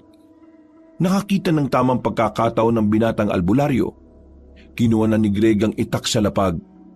Mabilis niya itong itinarak sa tagiliran ni Jose. Nangugutin niya yon, ay binira naman niya ito sa hita. Napahiga na ang aswang at tinulak na si Greg sa liig ng itak. Wala kang pag-asang manalo ngayon. Kaya sabihin mo na sa akin kung nasan si Raya. Tingin mo, kakayanin mo si Inang? Wala ka ba sa kalingkigan niya? Hindi ka rin makakapantay sa kanya. Tama na, Daldal. Sabihin mo na kung nasan si Raya. Diretso niyo ang abandonadong daan na to. Sa pinakadulo nito, meron kayong makikitang lugar. Yan ang lugar naming mga aswang. Pumasok kayo doon para hindi na kayo makalabas pa ng buhay. Doon na kayo mamamatay. Ang dami mo pang sinasabi. Yeah! Tinuluyan na ni Greg si Jose. Namatay ang aswang na nakadilat ang mga mata. Nang masiguro ni Greg na natalo na nga niya ang aswang na yon, nakahinga na rin siya na maluwag. Maya-maya lang, dumating na rin ang dalawa. Ang galing mo talaga, pre. Kakaiba ka. Hoy, sabi mo nga sa akin, aswang ka rin ba kagaya nila? Bakit kakaiba bilis mo? Bakit pareho kayo maliksi? Tigas talaga ng bungo nito eh. Sinabi nang hindi aswang si Greg. May kakaibang lakas lang siya na binigay ng isang diwata. Diwata? Nasaan yung diwatang yon? Gusto ko makita yung diwatang yon. Isa lang kasi yung diwatang nakita ko eh, si Raya. Tolits, bumalik na kayo. Mapanganib ang gagawin ko. Tutuloy ako para kunin si Raya. Pre, kakasabi lang ng aswang kanina, di ba? Lugar nila ang lugar na pupuntahan mo. Ibig sabihin, maraming aswang doon. Mamamatay ka ron kung mag-isa ka. Yatid mo na yung matandang yan. Magiging pabigat lang yan eh. Wow ah! Ako pa magiging pabigat ah! Kung hindi nyo sana inistorbo yung bembangan namin ni Jessie, di sana hindi nyo ako kasama ngayon. Kung hindi naman namin kayo nakita, baka aswang ang nakakita sa inyo. Magpasalamat ka na nga lang kasi kami ang unang dumating eh. Ayoko nang marinig ang mga sinasabi mo. Muwi ka na. Tolits, atid mo na to. Huwag na kayong dumaan sa kuweba ah. Dito, parang may daan dito pa ikot eh. Kailangan nyo lang akyatin. Ang Danilo, umuwi ka na mag-isa. Sasamahan ko ang kaibigan ko. Biglang napaisip ang matandang lalaki. Batid nitong maaari pa rin siyang mapahama kapag bumalik siya. Kaya kahit na hindi nito kasundo si Greg, ibinaba na lamang nito ang pride nito. Hoy Greg, pwede bang sumama na lang din ako? Natatakot ako kung uuwi ako na mag-isa eh. Baka mahala pa ako ng mga aswang. Narinig mo naman siguro kanina, di ba? Magiging pabigat ka lang. Wala kang iaambag sa amin. Sige, sumama ka. Pero kapag may nangyaring masama sa'yo, hindi ka namin pananagutan ha? Naintindihan mo? Pre, sigurado kayo sasama natin? Kailangan natin ng ipapain mamaya. Kaya isama na rin natin to. Kung sa bagay, tama ka nga. Anong pain ang sinasabi nyo? Hindi na nagsalita pa si Greg. Naglakad na rin ito at sumunod naman si Tolits at Mang Danilo. Hindi alintana ang kadiliman. Tinahak nila ang daan. Hindi na nakakaramdam ng takot si Greg sa mga sandaling ito. Ramdam na ramdam pa rin kasi niya ang enerhiya sa buo niyang katawan. Habang si Tolits at Mang Danilo naman, hindi maiwasang hindi kabahan. Sa uri ng lugar na tinatahak nila, hindi malabong bigla na lamang may lumabas na aswang para atakihin sila. Sandali lang, masakit na pa ako kakalakad. Kanina pa tayo naglalakad eh. 1 oras na rin. Malayo pa ba? Yan na nga ba sinasabi ko eh. Reklamo ka ng reklamo eh. O sige, magpahinga na muna tayo. Umupo sila sa gilid ng kalsada. Sinuyod ni Greg ng tingin ang paligid. Ganun na ganun ang mga lugar na napapanood niya sa pelikula. Hindi niya inakala na malalagay din pala siya sa ganoong uri ng sitwasyon. Huminga na lamang ng malalim si Greg. Naisip na naman niya ang babaeng si Raya. Nag-aalala na siya sa kaligtasan ng dalaga. Pinapanalangin na lang niya sana manatiling ligtas ang babaeng minamahal niya. Napahawak si Greg sa kanyang dibdib. Aminado na siya ngayon na tama ang nararamdaman niya kay Raya. Hindi na niya ito may tatago. Total, nagpapahinga na lang din naman tayo. May tatanong na lang ako sa iyo, Mang Danilo. Wow ah, close ba tayong dalawa? Hindi, pero kapag iniwan ka namin dito, magiging close tayo bigla. Ito naman, Ano bang itatanong mo? Bakit ba ang manyak-manyak mo? Hindi ko rin alam eh. Basta kapag nakakakita ako ng magagandang babae, parang bigla ako nabubuhayan eh. Kaya siguro hindi ka nagkakaroon ng asawa eh, ano? Hindi naman talaga ako nag-asawa. Kasi kapag nag-asawa ako, tapos ang ganitong ugali ko, masasaktan ko lang ang magiging asawa ko. Kaya ito, mas pinili kong maging single. Para kahit na anong oras pwedeng-pwede akong lumandi. Pwede kong ikama kahit na sino. Hanip din pala ang mindset mo no? Buti, hindi ka kinakarma niyan. Karma? Hindi ako tinatablan nun ikaw, bakit wala ka pang asawa? Ang pangit mo kasi. Sus, nagsilita yung kulubot na mukha Itong kulubot na ito, marami na itong nilamukot. Sus, kung ako sa'yo, gumawa ka na ng kabutihan. Konting panahon na lang ay tatagal mo, manyakis ka pa rin. Magbabago na nga sana ako Natagpuan ko na yung babaeng mamahalin ko ng totoo. Ang kaso, namatay naman siya kanina. Ha? Kasintahan mo yung babaeng yun?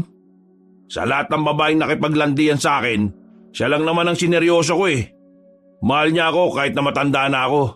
Kahit wala akong binabayad na pera sa kanya, mahal niya ako. Pero sadyang malupit sa akin ang tadhana Ayaw yatang magbago ako. Yan ang karma mo.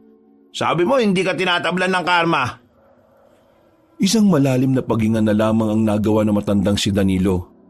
Itong unang pagkakataon na napansin ni Greg na parang tumino ng bahagya ang matanda.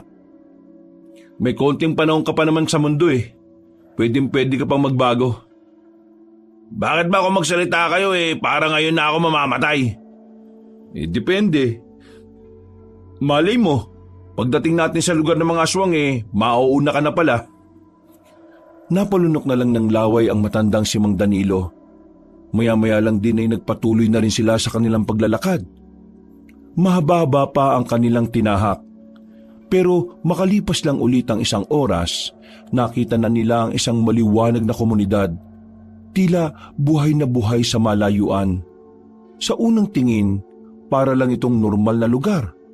Pero kapag naaalala ni Greg ang sinabi sa kanya ng nakalabang aswang, hindi niya maiwasang hindi kabahan.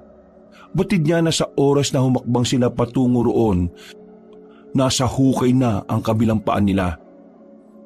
Ano nang gagawin natin ngayon? May sinasabi yung nakalabang ko kanina. Inang ang tinuturing nilang pinuno. Hindi tayo dapat maging kampante. Wala tayong ideya sa inang na yun Kaya dapat mag-ingat tayo sa mga kilos natin. Sige, dito na muna tayo. Oobserbahan muna natin ang lugar. Mag-iisip tayo kung paano natin hahanapin si Raya dyan.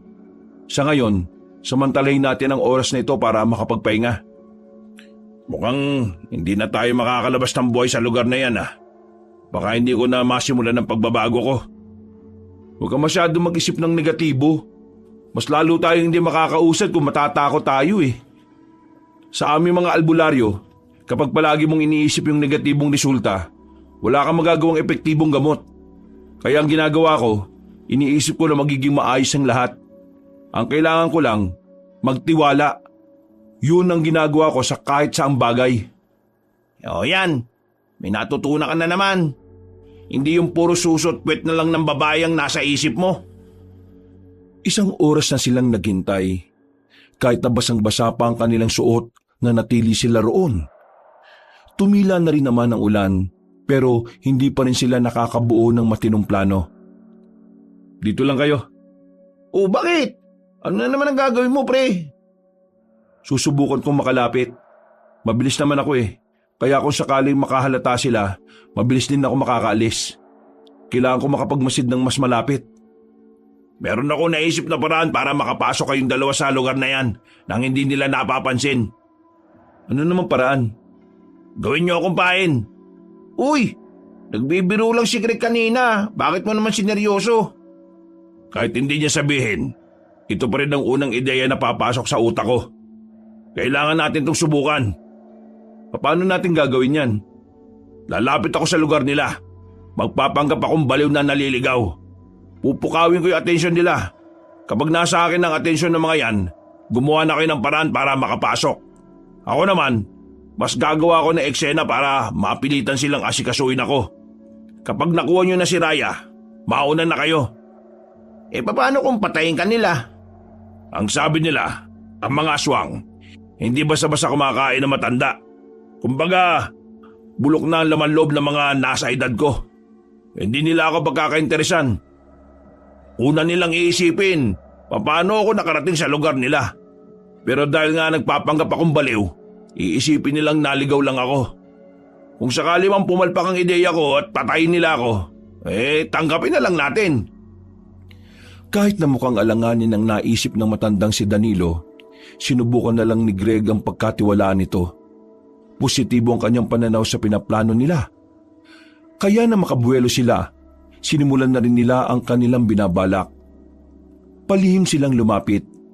Nang ilang metro na lang ang distansya nila, naunang lumabas ang matandang lalaki. Nilagyan pa nito ng putik ang muka at ilang parte ng katawan. Bago makalapit, nagbaliw-baliwan na si Mang Danilo. Kung ano-ano ang mga sinasabi nito para lang maging kapani-paniwala ang ginagawa. Ganap na ganap ah. Parang sanay na siya. Pare, seryosohan na to. Mag-focus ka na. Pinanood lamang nila ang ginagawa ni Mang Danilo. Nang makita nilang nakapasok na yun sa arko ng lugar, narinig na lamang nilang sumigaw ang matanda. Nasaan si Jessie? Mahal ko Jessie! Nasaan ka na? Oh, nagsaing ka na ba? Aba, anong lugar to? Teka, nasa Amerika na yata ako eh. Hoy, lalaki! Kilala mo ba si Mario? Kilala mo? Sinong nakakakilala kay Mario? Kilala niya si Jessie. Kilala nating lahat. Sa ginawa ni Mang Danilo, nakita nilang naglabasan ng bahay ang mga naroon. Nasa bakuran na ang mga aswang. Nakatingin sa matanda. Pinagpatuloy lang ni Mang Danilo ang ginagawa niya. Lumigid-ligid pa ito sa putik na parang bata. Pre, dali, pagkakataon na natin to. Pinagkaguluhan na ang matandang si Danilo. May ilang aswang na natatawa sa ginagawa niya. Pinagdiskitahan ng matanda. Ginawang katatawanan pero maya-maya lang din may dumating na ilang kalalakihan at kinuha si Mang Danilo. Sa puntong yon, tuluyan ang nakapasok si Greg at Tolitz. Dumaan silang dalawa sa gilid.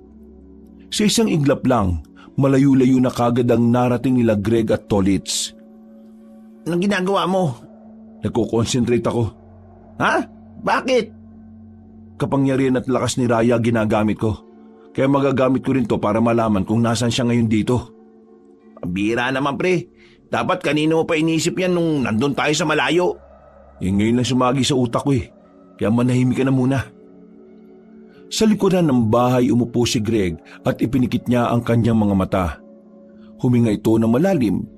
Dinadaman nito ang paligid. Maya-maya pa, naramdaman na rin niya ang presensya ni Raya. Nalaman na niya agad kung nasaan ang dalagang diwata. Nasa gawing to. Dito ko siya nararamdaman. Tara, sumunod ka sa akin. Wala silang sinayang na pagkakataon. Agad nilang pinuntahan ang direksyon kung saan nakakulong ang babaeng si Raya. Hindi nagtagal, nakita na nila ang kulungan. May dalawang nagbabantay sa gilid. Dito ka lang, bibilisan ko lang to. Dinukot ni Greg ang kanyang kutsilyo sa gilid. Ginamit niya ang kakaiba niyang bilis para paslangin ang dalawang aswang. Sinaksak niya ang mga yun sa leeg. Nang bumagsak na ang dalawang aswang, nilapitan niya agad ang selda ni Raya. Gawa lang sa makapal na sanga ang selda. Kaya ginamit niya ang lakas niya para wasakin yon. Pagtingin niya kay Raya, hinang-hina ang babae. Raya, ako to, si Greg. Greg, kailangan niyo akong itakas. Sa linggo, kapag wala na ang ulan at kapag bilog na ang buwan, gagamitin na nila ako. Kailangan ko na makaalis dito bago pa dumating ang araw na yon. Huwag ka magsalita, itatakas na kita dito. Kinuha na ni Greg ang babae. Nakarating sila kay Tolitz na walang nakakakita sa kanila. Tiningnan na muna ni Greg ang paligid. At nang masigurong ligtas ang kanilang daraanan, hindi na sila nagsayang ng oras. umalis na sila agad doon. Pero bago sila makalabas sa lugar na yon, bigla na lamang nilang naalala si Mang Danilo. Pero sabi niya, mauna na tayo, di ba? Kailangan nating iligtas si Mang Danilo. Siya ang dahilan kung bakit natin nakuha si Raya. Pero kakaunting kimot na lang, makakalabas na tayo eh. Babalik pa ba tayo? Baka masayang lang yung sakripisyo ni Mang Danilo kapag nahuli rin tayo. Alam ni Greg na may punto naman talaga ang kanyang kaibigan. Kaya kalaunan, pumayag na rin siyang lisanin ng lugar na yun. Nagmamadali silang lagpasan ng arko. Nang nasa kagubatan na sila, naganap na muna sila ng matataguan ng maramdamang may mga aswang na umaaligid sa gubat. Greg, maraming salamat sa inyo, lalo na sa iyo. Siyempre, ililigtas kita. Bakit naman hindi boyfriend ka niya at girlfriend mo siya? Pwede ba? Huwag ngayon, Tolits. Raya, ano ba nangyari sa'yo? Bakit kayo nang hina? May ginawa silang ritual kanina. Parte yun ng pag-angkin nila sa kaluluwa ng isang diwata. Alam mo ba kung paano natin sila tatalunin? Kailangan mo mapas lang ang tinatawag nilang inang. Ang matandang babae na may pangalang Mahalungad. Isang sinaunang aswang. Kapag napatay mo siya, mamamatay na rin ng kusang ibang aswang. Konektado mga buhay nila. Oh, yun naman pala eh. Ayaw mo na yan, pre. Hindi niyo dapat malitin si Mahalungad. Kahit matanda na siya, malakas pa rin siya. Greg, bibigyan kita ulit ng kapangyarihan para makayanan mong tapatan ang pinuno ng mga aswang. Hindi, wag na. Kapag ginawa mo yan, baka kung ano mangyari sa'yo. Magiging maayos lang ako.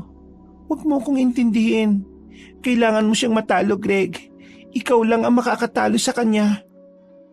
Pre, sundin mo na lang ang sinasabi niya. O sige, papayag na ako. Pero ipangako mo sa akin magiging ayos ka lang. Akin na ang mga kamay mo. Pumikit ang dalaga. Ilang segundo lang, naramdaman na ni Greg na nagiinit na ang kanyang katawan. Parang may gumagapang na kuryente. Lumakas ang kanyang mga pandama. Pakiramdam niya ay sobrang gaan ang kanyang katawan. Matapos yun, bumitaw na si Raya sa kanya. Nawalan na ito ng malay. Raya! Uy! Anong nangyayari sa'yo? Huwag ka maingay. Baka may makarinig sa atin. Hinawakan ni Greg ang pulso ni Raya. Nakahinga siya na maluwag ng mapagtantong buhay pa ang babae. Pre, ikaw na bahala sa kanya. Dumang ka sa gawing yun. Ilayo mo na siya dito agad. Susuyurin ko ang kagubatan. Bakit hindi ka nalang sumabay? Kapag sumabay ako sa inyo, malalagay lang din kayo sa kapahamakan. Dito lang ako. Haharangin ko ang mga aswang nahahabol sa inyo. Ihatid ko muna kayo dun sa akasya. Hanggang dun lang ako. Binuhat na ni Tolit si Raya. Lumabas na sila sa kanilang pinagtataguan. Nang marating na nila ang puno ng akasya, bigla na lamang lumabas ang matandang babae mula sa likuran ng puno. Dahil sa biglang pagsilip ng buwan sa mga ulap, natamaan ng liwanag ang matandang babae. Nakangiti ito sa kanila. Parang sobrang saya nitong makita silang magkakasama. Ikaw? Ikaw yung matandang nagtanong sa akin nun, di ba? Ako nga. Buti naman at naaalala mo pa ako. Ikaw bang sinasabi nilang Mahalungad? Ang sinaunang aswang? Ako nga. At nandito ako para iligtas kayo sa tiyak na kapamakan. Iligtas? Nahiba ka na ba? Ililigtas ko kayo sa kapamakan. Hindi ko kayo sasaktan. Yun ay kung ibibigay ninyo ng mapayapa ang babaeng yan. Tingin mo talaga ibibigay namin siya sa'yo? Matapos naming ibuwis ang buhay namin para lang makuha siya? Sinasabi mo bang mas pipiliin mong mamatay kaysa umuwi ng buo? Mas pipiliin ko pang patayin ka kaysa ibigay siya sa'yo. Hibang ka na ba? Tumawa ng mahina ang matanda. Ramdam ni Greg ang pagiging kampante nito. Bagay na nagdudulot naman ng kaunting pagkabahala para sa kanya. Hinanda na niya ang kanyang itak. Pumorma na ang binata at pinatabi na niya si Tolis na pasan pa rin si Raya. Patawarin sana ako ng Diyos dahil itong unang pagkakataon na papatol ako sa matanda. babae pa. Tumawa ulit si Mahalungad sa kanya. Tila hindi ito nababahala sa katapangan na pinapakita ng binata. Maya-maya pa, hindi na nagsayang ng oras ang binatang si Greg. Nagmamadali niyang nilapitan ang matandang aswang, pero nahawakan lang ni Mahalungad ang kanyang itak. Walang kahirap-hirap na inago yun sa kanya at itinapon sa malayo. Gusto kong maging patas ang laban. Hindi ako gagamit ng patalim. Kamao sa kamao lang ang laban. Dumistansya agad si Greg. Aminadong nabigla siya sa pinakita ng kanyang kalaban. Dito niya nasabi na hindi problema ang edad para sa mga aswang. Hindi na muna siya umatake. Nag-isip siya kung anong paraan ang magiging epektibo. Muli, pinagana na naman niya ang kapangyarihan na bigay ni Reyna. Ginamit niya ito para makagawa ulit ng pag-atake. Sa sobrang bilis niya, hindi na niya nagawa pang ilagan si Mahalungad. Nagawa niya itong suntukin sa muka. Tumilapo na magandang babae. Hindi pa nga siya nakontento, sinundan niya agad yon. Ang kaso, madaling nakabangon na matanda. Nakatayo ito agad na parabang walang nangyari. Binibigyan pa kita ng isa pang pagkakataon. Ibalik mo na sa akin na mapayapa ang babaeng yan. Hindi ko kayo sasaktan. Kung talagang malakas ka, kukunin mo siya sa akin nang hindi nagpapaalam. Ang kaso, hindi ka malakas eh. Alam mong magiging hadlang din ako sa'yo, kaya gusto mong idaan sa maayos na usapan. Pwes, pasensyaan tayo. Ako magiging hadlang sa gusto mong mangyari. Hindi mo ako naiintindihan. Wala akong dapat intindihin. Baluktot ang katwiran mo eh. Humanda ka ngayon. Susunod ka na sa lalaking si Jose. Ano nangyari kay Jose? Anong nangyari sa kanya? Eh di pinaslang ko siya dahil sinubukan niya kaming Pinaslang mo ang pinagkakatiwalaan ka? kahit sinong pinagkakatiwalaan mo, basta aswang, papaslangin ko. Nakita na lamang ni Greg na nanggigigil na ang matandang babae. Unti-unti na itong nagbago ng anyo. Ang kuba niyang likod ay bigla na lang tumuwid. Dumami ang buhok nito sa katawan. Lumaki rin ang mga muscle nito. Malayong malayo na ito sa matandang nakaharap niya. Para itong isang lalaki. At ang mas nakakakilabot pa sa itsura nito ay ang isang sungay na lumabas sa kaliwang parte ng ulo nito. Binigyan mo ako ng bagong dahilan para gawin ito. Humanda ka ngayon! Hindi tumugon si Greg. Inihanda niya lang ang kanyang sarili. Pagkatapos umangil ni Mahalungad, umatake na ito ng mabilis. Nakita na lamang ni Greg na nasa harapan na niya ang matanda. Hinawakan siya nito sa kwelyo at tinambalo sa puno. Dahil sa kapangyarihan na tinataglay ng kanyang katawan ay nakabangon naman siya kagad. Pero pagtingin ni Greg sa kalaban niya, nakita niyang nasa harapan niya yun ulit. Sinipa niya ito sa muka. May hilo-hilo siyang dumistansya. Napatukot pa siya sa katawan ng isang puno. Isa ka lamang mortal! Ang lakas naman ng loob mo na humarap sa maalamat na aswang na kagaya ka! Ganyan na ganyan din ang sinabi sa akin ni Jose. Pero ngayon, pinapapak na siya ng mga uod. Ngayon, ikaw ang papapakin. Pero hindi mga uod ang uubo sa'yo, mga aswang! Muling umatake matandang si Mahalungad. Hindi yun magawang ilaga ni Greg. Masyado yung mabilis. Hindi niya mabantayan ang kilos nito. Kaya wala pang 10 minuto, bugbog na ang katawan ng binata. Pre, kaya mo yan. Isipin mo na lang na kailangan mo talunin na matandang yan kasi magpapakasal pa kayo ni Raya. Sa sinabing yun ni Tolitz, tila nagkaroon ng bagong dahilan si Greg para mas tibayan ang sarili niya. Huminga siya ng malalim at saka sinubukang ikondisyon ng sarili. Kaso pagbangon niya, nasa harapan na niya si Mahalungad. Sinipa niya ito sa likod kaya napadapa siya ulit. Sa nakikita ni Greg, ramdam niya na pahihirapan muna siya ni Mahalungad hanggang sa tuluyan siyang mamatay. Ipapadama sa kanya ang sakit at paghihirap. Hindi na siya nakakuha pa ng tamang pagkakataon para umatake. Parang alam na matanda ang mga susunod niyang galaw. Pero may naisip siyang ibang paraan. Ano bang gagawin niyo kay Raya? Tila kumalma ang matandang babae. Naramdaman ni Greg na kakagat ang kalaban niya sa gagawin niyang plano. Siya ang susi para mapatagal ng aswang ang pananatili sa mundong ito. Kung papayag na akong ibigay siya sa'yo, paano ko makakasiguro na palalayain mo kaming dalawa ng kaibigan ko? Uy, buwang! Anong pinagsasabi mo? Isusuko mo na lang basta si Raya? Pre, wala na tayong magagawa pa. Hindi ko siya kaya eh. Hindi sapat ang binigay ni Raya na kapangyarihan sa akin. Pero akala ko ba ilalaban mo ng patayan si Raya? Anong nangyari sa tapang mo? Hindi ko kilala si Raya. Ayoko masira ang pinundar ko bilang albularyo dahil sa isang problema na una sa lahat hindi naman ako sangkot. Sira ulo ka pala talaga eh. Tama na ang drama. Ibigay niyo sa akin ang babae, tutupad ako sa usapan at patatakasin ko na kayo. Hindi pwede. Huwag ka namang gulo. Ito lang ang tamang paraan. Wala nang iba. Hindi ako makapaniwala. Marahan na inilapag ni Tolits ang dalaga sa lupa. Naglalapitan na yon ng matandang aswang, sinamantala ni Greg ang pagkakataon. Agad niyang pinaggana ang kanyang kapangyarihan. Inipon niya ang lakas niya sa kanang kamao.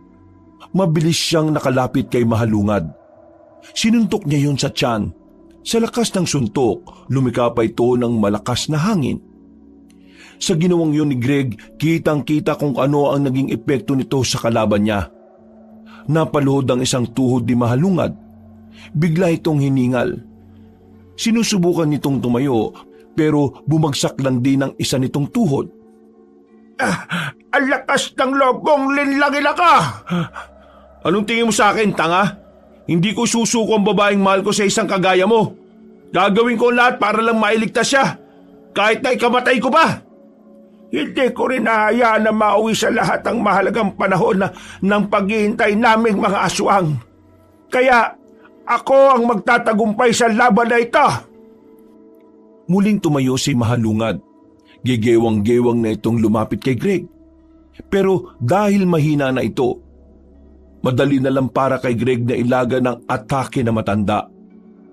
Nang makakuha ulit ng magandang pagkakataon, kinuha ni Greg ang sanga ng puno. Binali niya yon at agad na tinarak sa kaliwang dibdib ni Mahalungad. Hindi pa nakontento si Greg.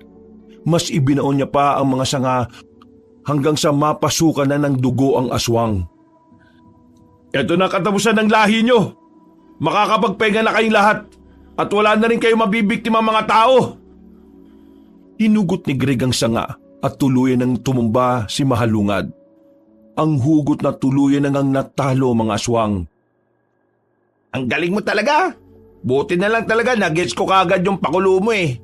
Kilala kasi kita pre. Alam kong hindi mo basta isusuko ang babaeng pinakamamahal mo.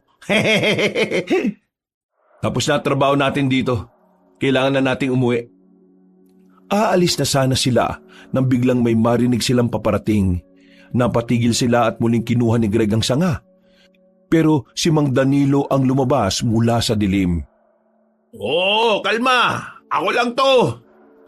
Akala namin aswang eh. Papaanaw ka na sana. Mabuti naman at nakaligtas ka. Anong nakaligtas? Tinapon nila ako sa bangin. Buti mababa lang. Nakakaapit ako. Mga lintik na aswang yan. Ayaw nga nila sa matanda. Lalo na't akala nila baliw. Teka. Patay na ba yan? Tapos na ang laban. Nanalo tayo. Ngayon, kailangan na lamang nating uwi si Reyna para makapagpahinga na maayos. Nakauwi sila ng ligtas sa kanilang baryo. Masaya naman silang sinalubong ni Kapitan Roque. Kinabukasan, pinakalat ng kapitan na ang grupo ni Greg ang tumalo sa mga aswang. Marami ang humanga sa ginawa nila. Pero ang pinakamagandang papuri na narinig niya ay mula kay Raya. 3 araw ang nakalipas, bumalik na rin ang sigla ng dalaga. Pero ang kapangyarihan nito ay hindi pa rin nakakabalik sa katawan nito. Bagay na ipinagtataka ni Greg. Pero sa kabilang banda, ipinagpasalamat na rin niya. Alam niya kasing kapag nagkaroon na ulit ng kapangyarihan si Raya, magagamit na ng babae ang medalyon para buksan ang lagusan. Maraming salamat sa pagligtas mo sa akin, Greg. Kung hindi dahil sa'yo, wala na ako ngayon. Pasalamatan mo sarili mo, no? Kung di dahil sa kapangyarihan mo hindi na naman kita maililigtas. Pero hindi pa ba nabalik yung kapangyarihan mo? Hindi na yun babalik. At bakit? Kapag ang kapangyarihan ng isang diwata ay naipasa sa tao, hindi na yun babalik. Ipinasa ko na lahat sa iyo, Greg. Ha? Bakit mo naman ginawa yun? Hindi ka na nga makakabalik sa inyo eh. Paano mo magagamit ang medalyon kung nasa akin na ang kapangyarihan na dapat ay nasa iyo? Kinuha ni Raya ang medalyon. Hindi ito nagdalawang isip na itapon sa tubig at ipaanod yun. Oh, bakit mo ginawa yun? Kaya hindi ako nagdalawang isip na ibigay sa iyo ang lahat Kasi mahal kita at tanda ko maging normal na tao para lang makasama ka. Pero paano pamilya mo? Paano mundo ninyo? Ikaw na ang pamilya ko ngayon. Ikaw na ang kapalaran na pinili ko.